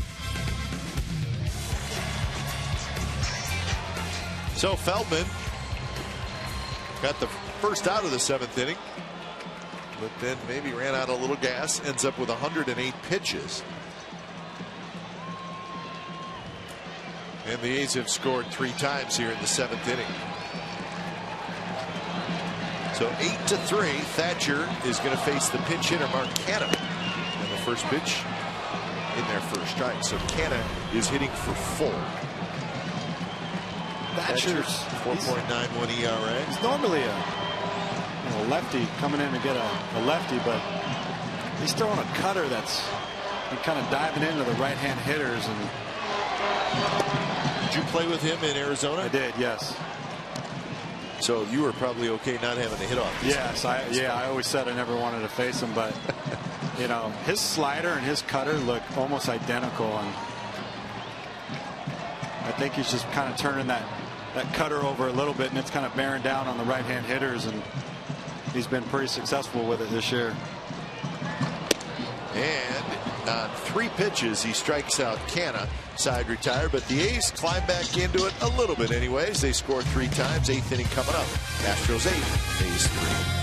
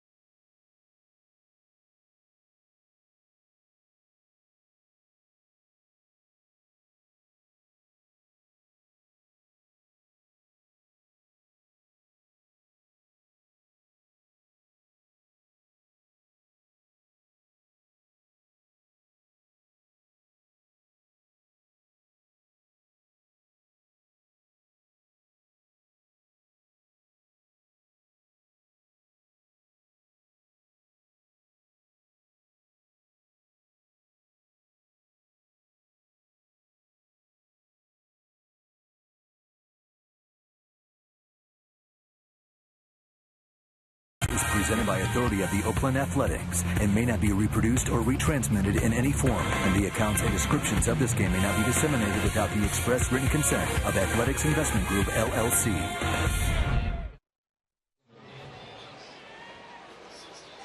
So Max Muncy gets his first major league hit. Sogard drives in a pair with a triple, so the A's get 3 back. It's 8-3. Canha stays in the game. He's in left field. The outfield is now is a completely new arrangement with Reddick going to center and Cody Ross going all the way over to right. So Canha in left, Reddick in center, Ross right.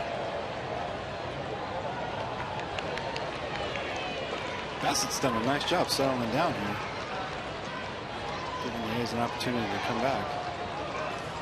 2 1/3 innings so far. Remember last inning he gave up a couple of runs, but 2 errors by the A's.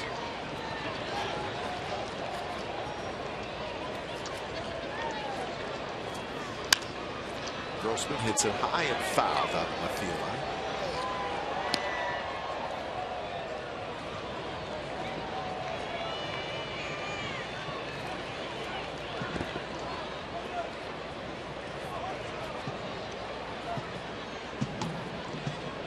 Grossman is 0 for 3 today with a couple of strikeouts. Now the count is full. 10 hits for the Astros, 5 hits now for the Athletics.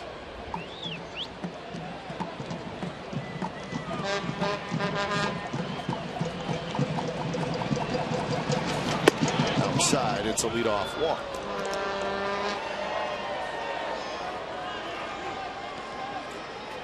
The crowd this afternoon, 24,342. Number 27, HOU AT OAK. Last night's Friday night crowd was 18,205.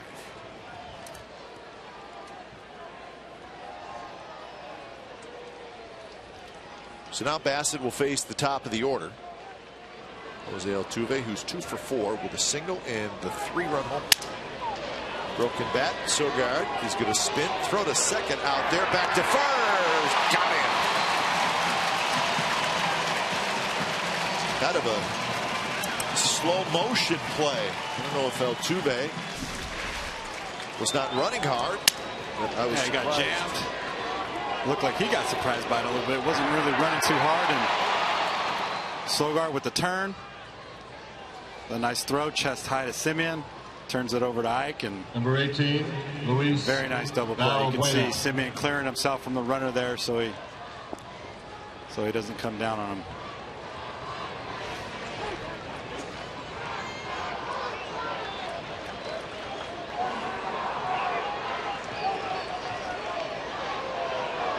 So 2 outs. Here's Luis Valbuena.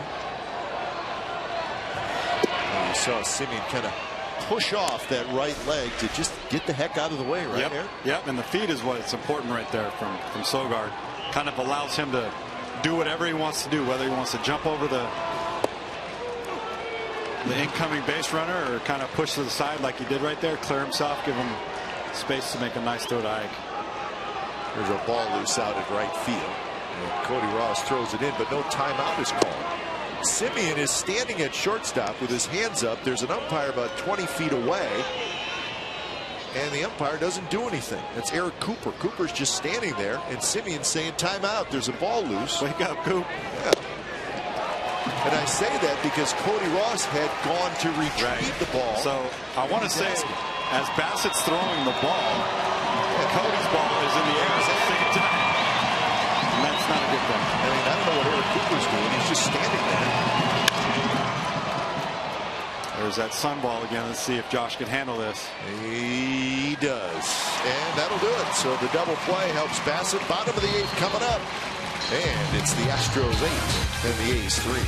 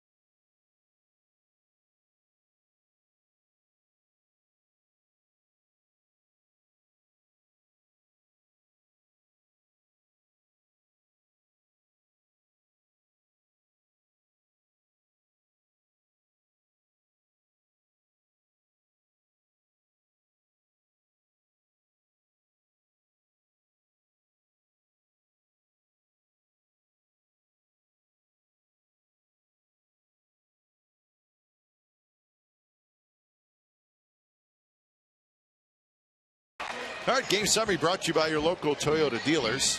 8-10-0 for the Astros, 3-5-2 for the Athletics. Feldman was good.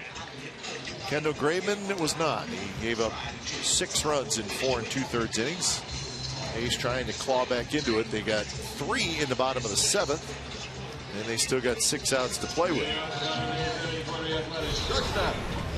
So when it's time for change, think Speedy Oil Change and Tune-Up. It's your oil change, tune-up, and smog experts. It's the right-hander Josh Fields. So Fields comes in first time this year. He started the season on the disabled list. In spring training, he got injured just a little bit, a right groin strain, and so he missed the beginning of the year. Made 5 rehab appearances, and now in the big leagues. Josh Fields. He faces Simeon, Vogt, and Butler.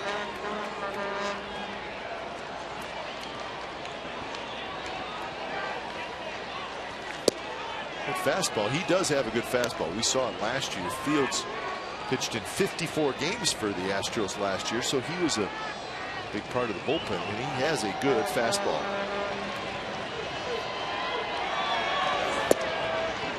Jobby, last year he struck out 70 in 54 innings. Wow. I think that's why they wanted to add him back as soon as he was ready. So he's got a chance to first full year last year in the big leagues. He's got the tools, and there it is, 97 miles an hour, and he threw it past Simeon. So you can see why the Astros like him. These 4 heaters kind of going right at Marcus. Pitches up and away a little bit. Looks like Phillips has got a nice live arm, and you can see why they're excited about him. So 1 out. Here's Vogt. A's have struck out 8 times now in the ball game.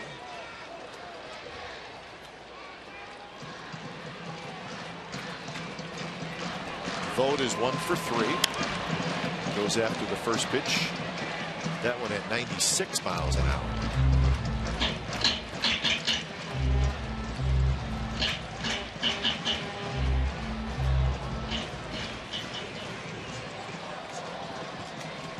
As a manager, I think you love seeing this, coming out of the bullpen, just challenging hitters.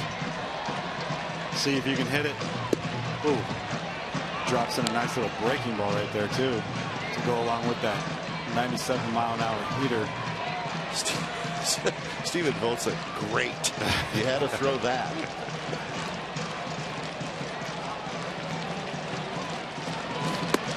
Fastball, and Vogt checks his swing, and he did.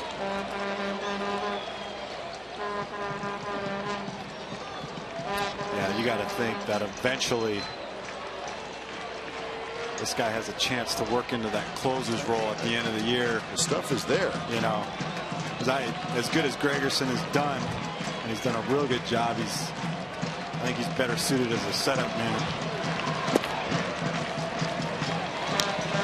And it's nice to have a flamethrower down there, too. Gregerson is not, Neshek is not, Qualls is not, but this guy has the big fastball. And the luxury for them is they have options. They can kind of put anybody the way they want to do it. So good swing there by Vogt. Foul just to our left. Almost went in the Astros TV booth. Jeff Blum, Alan Ashby holding down the fort.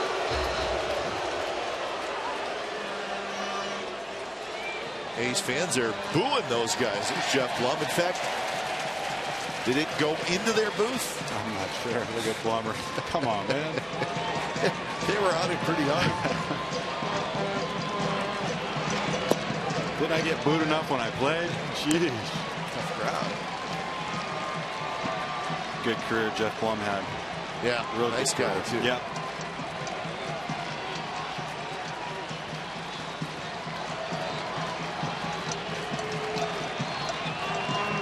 Pitch, here it is. It's hit in the air, the infield, and Lowry has it. So Josh Fields gets the first 2 hitters here in the bottom of the 8th, and that'll bring up Billy Butler. Designated hitter, number 16, Billy Butler. Mets still leading the Yankees 8-2. That game now in the top of the 9th inning at Yankee Stadium.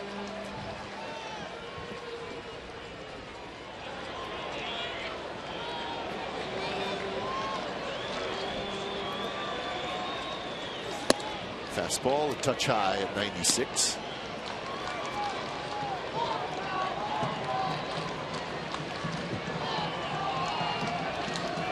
get a day off on Monday. They've been a busy team this year. So an off day at home, which is always nice. Very nice. A's had one off day so far this year. That was in Kansas City last Thursday.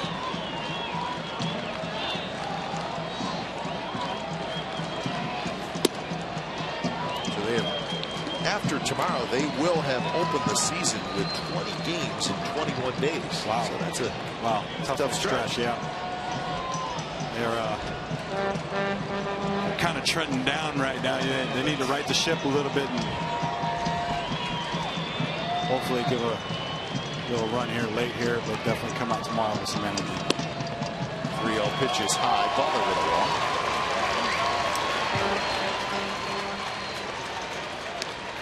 It's the third walk the A's have received, and here's Ike Davis.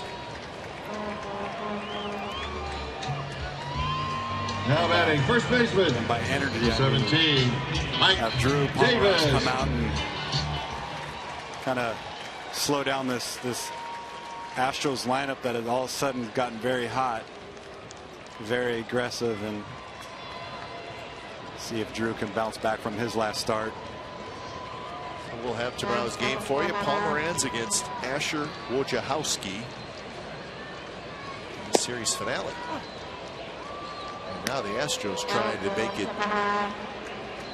2 in a row over the A's.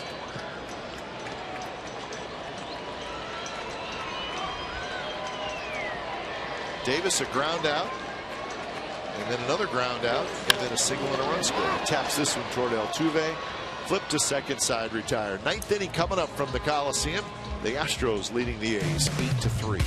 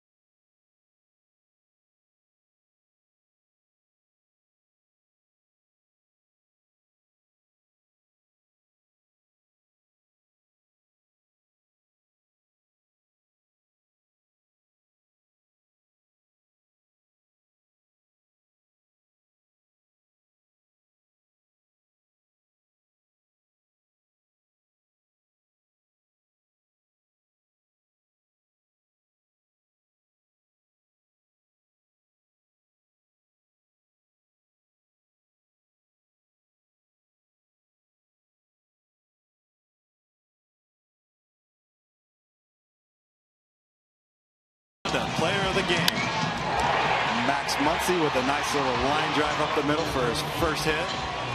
With his big smile on his face, the ball to the dugout. Little fake toss by Billy there, and up to Steve Vucinich's office. And a day that Max will always remember. He's going to go home and get a good night's sleep.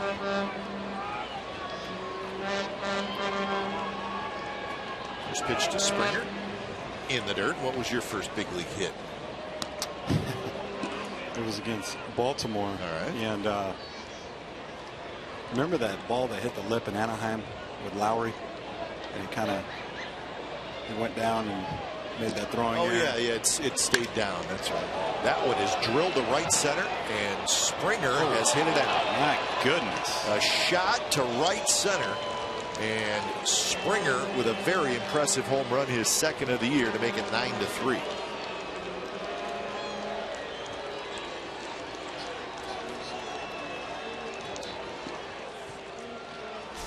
He's hot. Yep. Kind of a fastball right down Broadway, and talked about George keeping his head on the ball, not over swinging, and you can swing as hard as you want, but as long as that head stays still. And man, opposite field home run, very nice looking swing. So Springer 2 for 5, and here's Lowry. So, but it's so the hit, it was against the Orioles, and it was a night game, and it hit the lip, and Cal Ripken was at third base, and obviously Cal wasn't moving as well as he was in his younger years, and the ball kind of slipped right underneath his glove, and that was the first hit that I got. He beat it out. No, it went out to the outfield. Juan Guzman, we're told. That was Juan Guzman, that's right. I remember my first at bat, though. What was it? It was a pinch hit. Alan Mills. 3 fastballs. Strike 1, strike 2, strike 3. See you later. Welcome to the big leagues, kid. Can I go back to the minors now, please?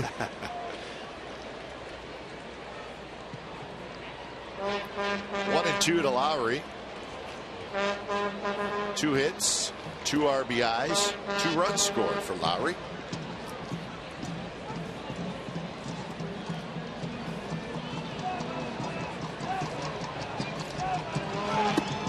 Changeup is high, 2-2 to count.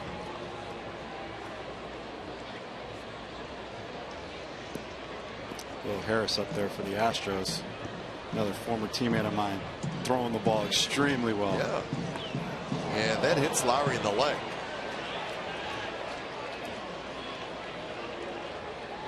So Lowry's on base for the 4th time.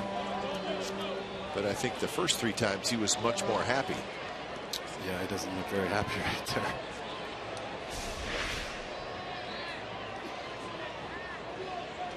Just kind of pulled it a little bit. Obviously, after the home run, it doesn't look too good, but there's no ill intention there. Just kind of got away from him a little bit. So Lowry will stay in the game.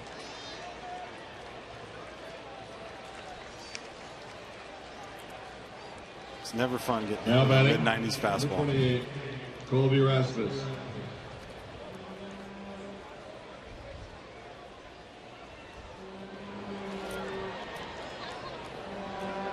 So Colby Rasmus will hit. He's got a couple of hits today, 2 for 4. Also reached on there, so he's been on base 3 times. First pitch is low.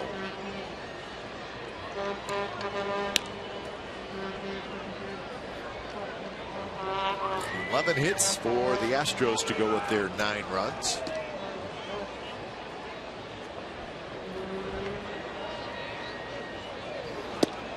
Outside, now it's 2-0.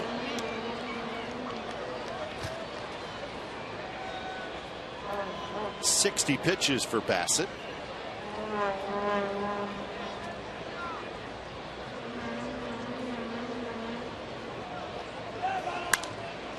And if the A's don't come back and win this game, it sounds silly, but Bassett may be your MVP simply because Saved the bullpen. Yep, they used everybody almost last night except for him, and they did. And he got up a little bit, but he's done a real nice job. It's just the Astros lineup came alive. Down the left field line, going to be in the foul territory, and bounces up over the A's bullpen. Nice play. It's a different Astros team, though. You're not going to come in and just win 2 or 3 anymore.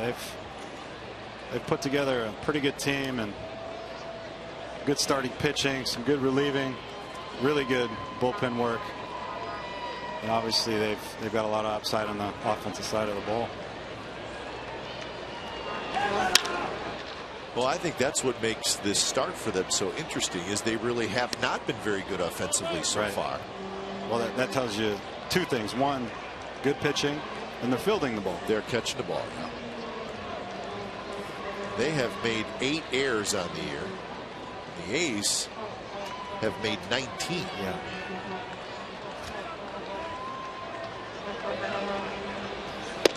Strike 3 called on the outside corner. So Bassett gets his 3rd strikeout. So 1 away here in the top of the 9th. Just kind of rears back, fastball, kind of challenges him. Up in the zone a little bit. Nice frame job by Steven there. There's a lot of good things you see in Bassett. So Carter steps in. And Carter, a shot into the glove of Muncy. And Lowry hustles back to first. Quick reactions at the hot corner by Max Muncy. Yep, you need to have that. You're almost like a goalie at times, and you got a good hitter like Chris and hits a screaming drive over to third and made the wise decision not to throw the ball over to first. Pretty nice day for Max for his debut.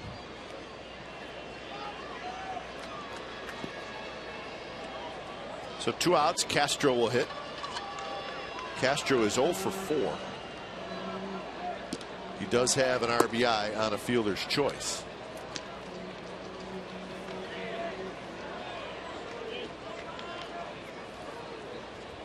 Blue Jays and the Rays are just starting.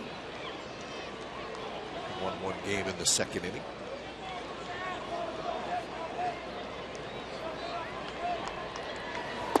A couple teams at 9 and 8. Blue Jays scoring runs like everybody thought they would. Yeah. Question there may be, do they have enough pitching? A couple young guys in their rotation.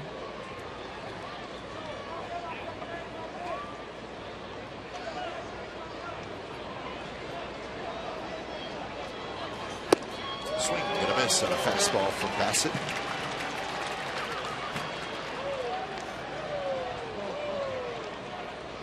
So 2-1 the count.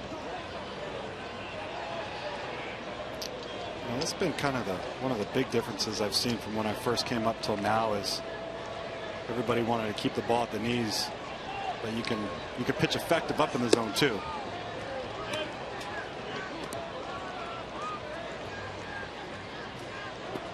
We saw that yesterday with Clippard kind of throwing those up and in fastballs to Conger and some of the left-handed hitters, and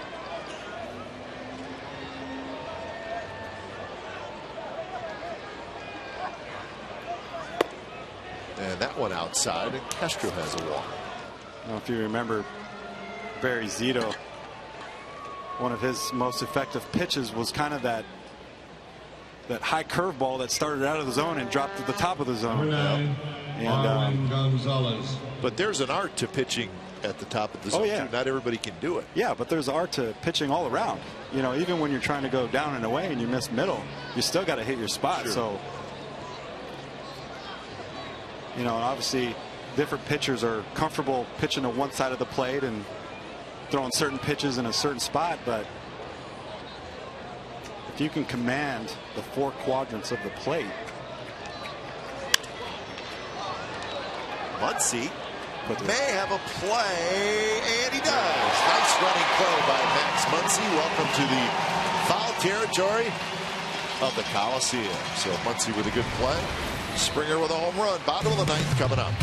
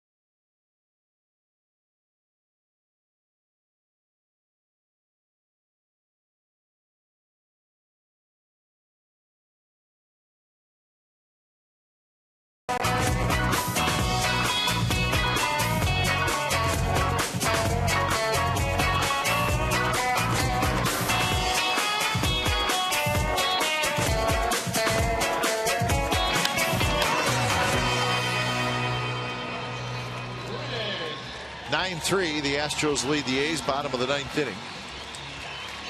When it's time for change, think Speedy Oil Change and Tune-Up. It's your oil change tune-up and smog experts. It's Will Harris. And look at the numbers for Harris. Another guy out of the bullpen. A quality start to the season for the Astros. Will Harris. Got a live fastball, cut fastball, a little natural cut at times will back up, and got a 12-6 curveball to go along with it. Look at that.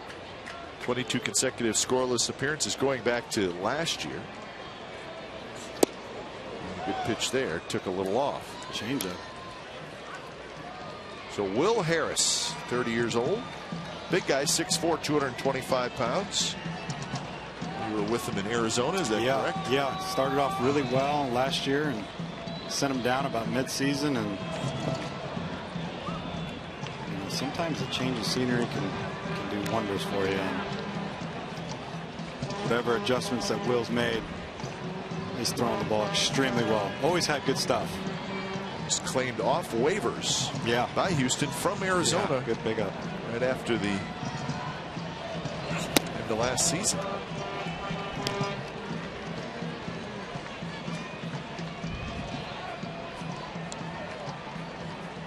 He's from Louisiana, Slidell High School, which is just outside of New Orleans.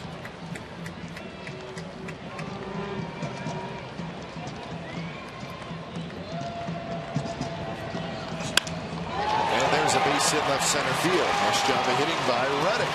So Reddick, 2 for 2, 2 singles, 2 walks. So we're seeing good swings from Reddick. Very, very good sign. He started off with that double yesterday off of Gregerson on the back door slider, hitting into the gap. And I think Will went with a straight fastball there. And third baseman, number 50, Max. Josh head down. Muncy. Good swing to the opposite field. Good sign for the A's. They really need a bounce back year from him to put up some good numbers and hopefully move up in the lineup a little bit. First pitch to Muncy is a strike. Muncy with his first big league hit, that was in the 7th inning.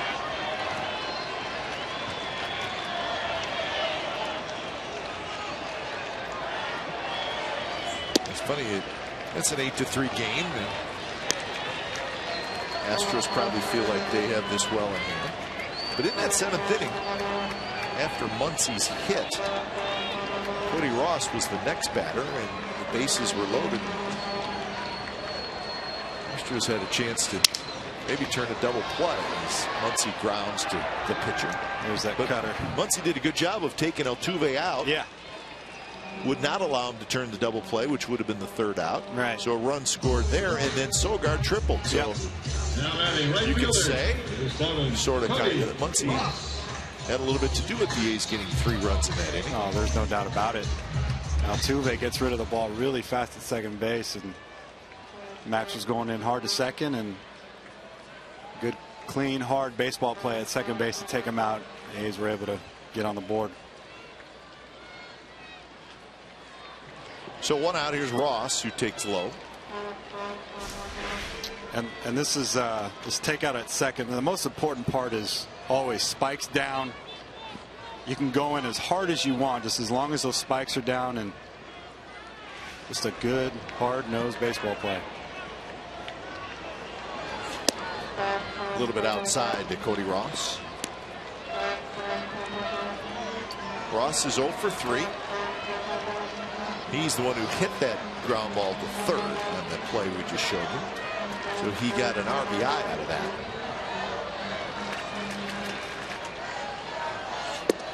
And now it's 3-0. Should be auto take here for Cody right here. Down by 6 runs. Got to get some base runners on.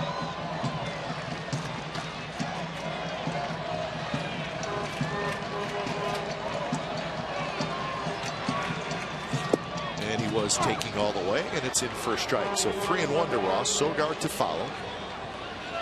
A's post-game live coming up. They'll be doing post-game live from here at the ballpark. Cody was with Will too, and myself in Arizona last year, so he knows a little bit about him. At times Will can kind of lose the strike zone, but there's no doubt about it, he's got really good stuff.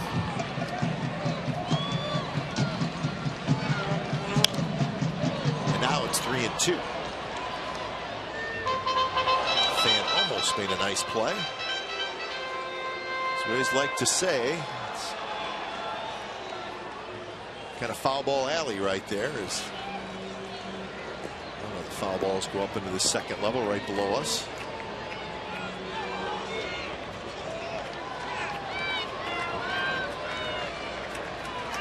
Payoff pitch, and it's a bit high, and Cody Ross has a walk. Good at bat by Cody right there. Close pitch on a 3-2. Cutter, a little high, and Second baseman. thinking the Astros wanted that call right there.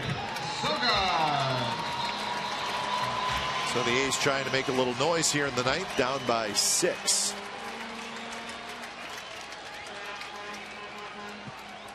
Sogard, a couple of ground outs, and then that 2-run triple in the 7th inning. He hit it to the gap in right center. First pitch in for a strike.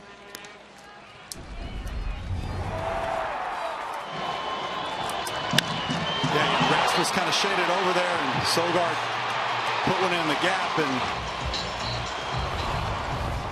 as close as he was, there was no chance of him getting to that ball. Up and away. 1-1 the count.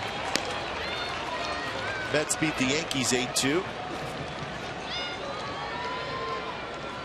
That series tied a game apiece. Matt Harvey got the win. Harvey came 1 out away from a complete game. He's nasty. He is nasty. Sogard hits it in the air foul. Valbuena will chase it down. Yeah, Matt Harvey got the win today. He is 4-0, and Bartolo Colon is 4-0. Yep. Bartolo's still doing it. Yep.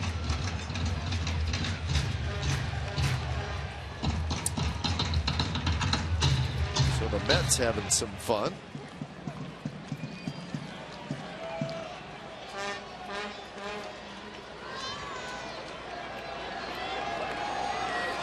Mets record now 14-4. Off to a good start. Yeah.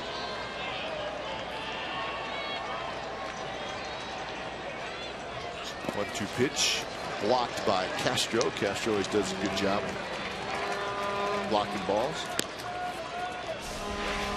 Yeah, Will's got a real good tilt on a 12-6 curveball, and Castro kind of slides over, puts his body in front of it, and that's when you know it's a good block, when it's about a foot or two in front of you after he's blocked it, and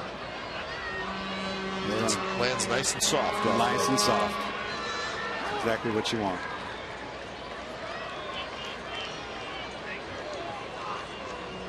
You got to love that as a pitcher too, to have that confidence to make a pitch like that, knowing the catcher's gonna block it and leave it right in front of the plate right there. Hit high in the air to right field. Springer shading his eyes, drifting back, and he makes the catch at the warning track. So Reddick will tag. He'll trot to third. So 2 outs.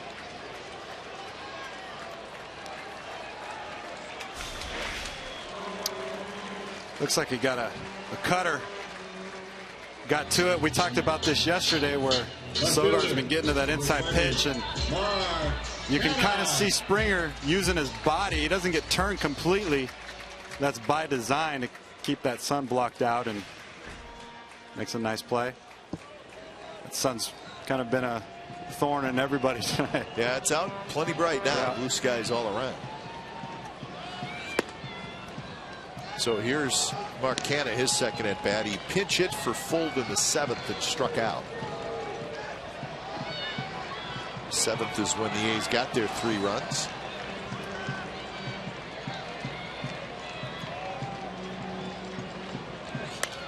Good swing there by Canna, fouls it straight back. Drew Pomeranz and Asher Wojciechowski tomorrow. 1:05 first pitch to wrap up this series.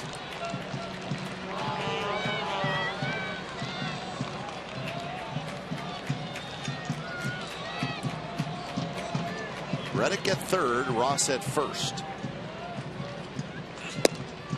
Outside corner, strike 2 called. Canna doesn't agree with Lance Barksdale. Although we haven't seen too many complaints. No, he's done a great job today. Great job. A sign that he's been good.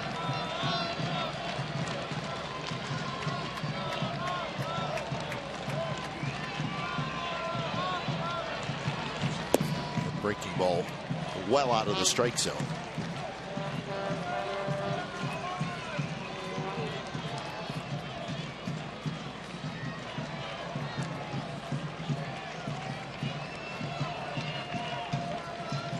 Defense pretty straight up for Canna.